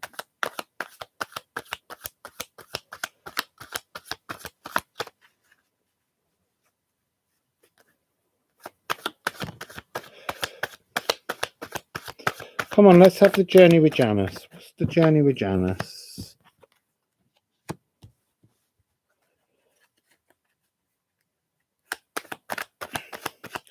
What's the journey with Janus? Oh, look, you've got 213.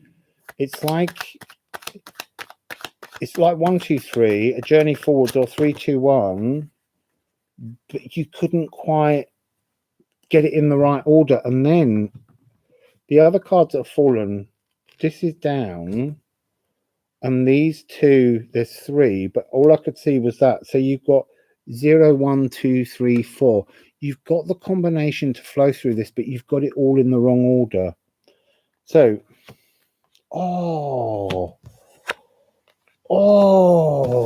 so what do you have?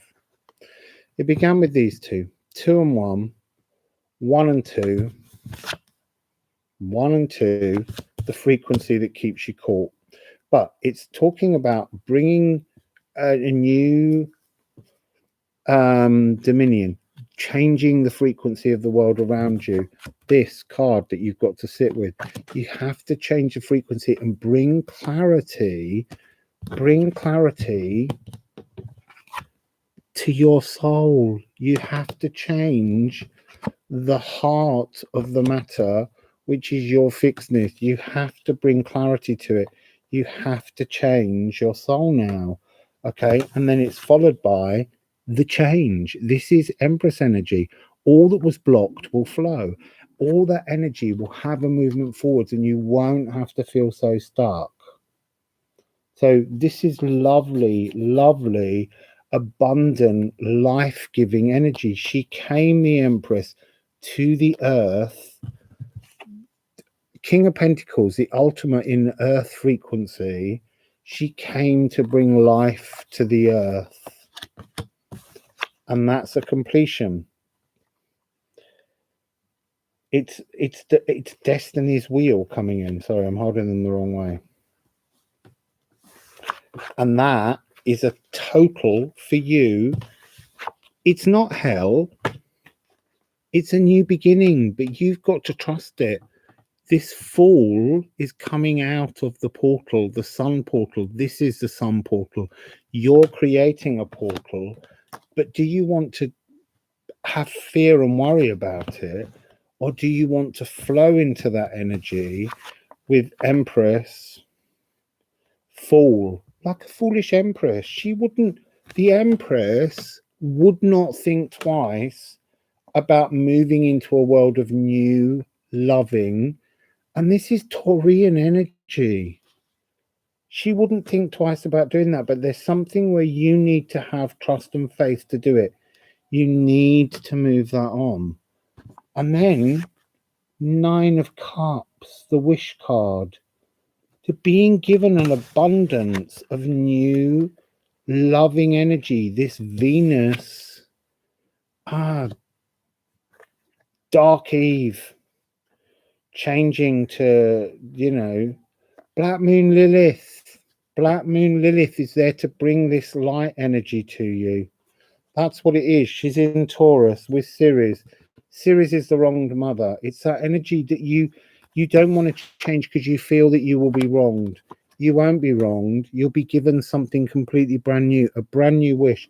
And what's that wish? 10 of Pentacles, to be in an abundant tree of life, earth, but a new earth, a new frequency. So Taurus, seize the day, change the fixedness, because it's coming whether you like it or not. So better to embrace it and enjoy the changes that are coming, because there's a lot of really big energies coming. So we finally finished after 3.5 hours. So I hope you enjoyed that. I hope it makes sense. It's been very long process gathering all this information for this reading so that we can go through. I'm going to be doing more readings about the actual. There'll be a full moon lunar eclipse reading, and there'll obviously be a solar eclipse reading, but there'll be a null island reading in between, and there will be other kind of things coming together. Thank you, everybody, for being so kind.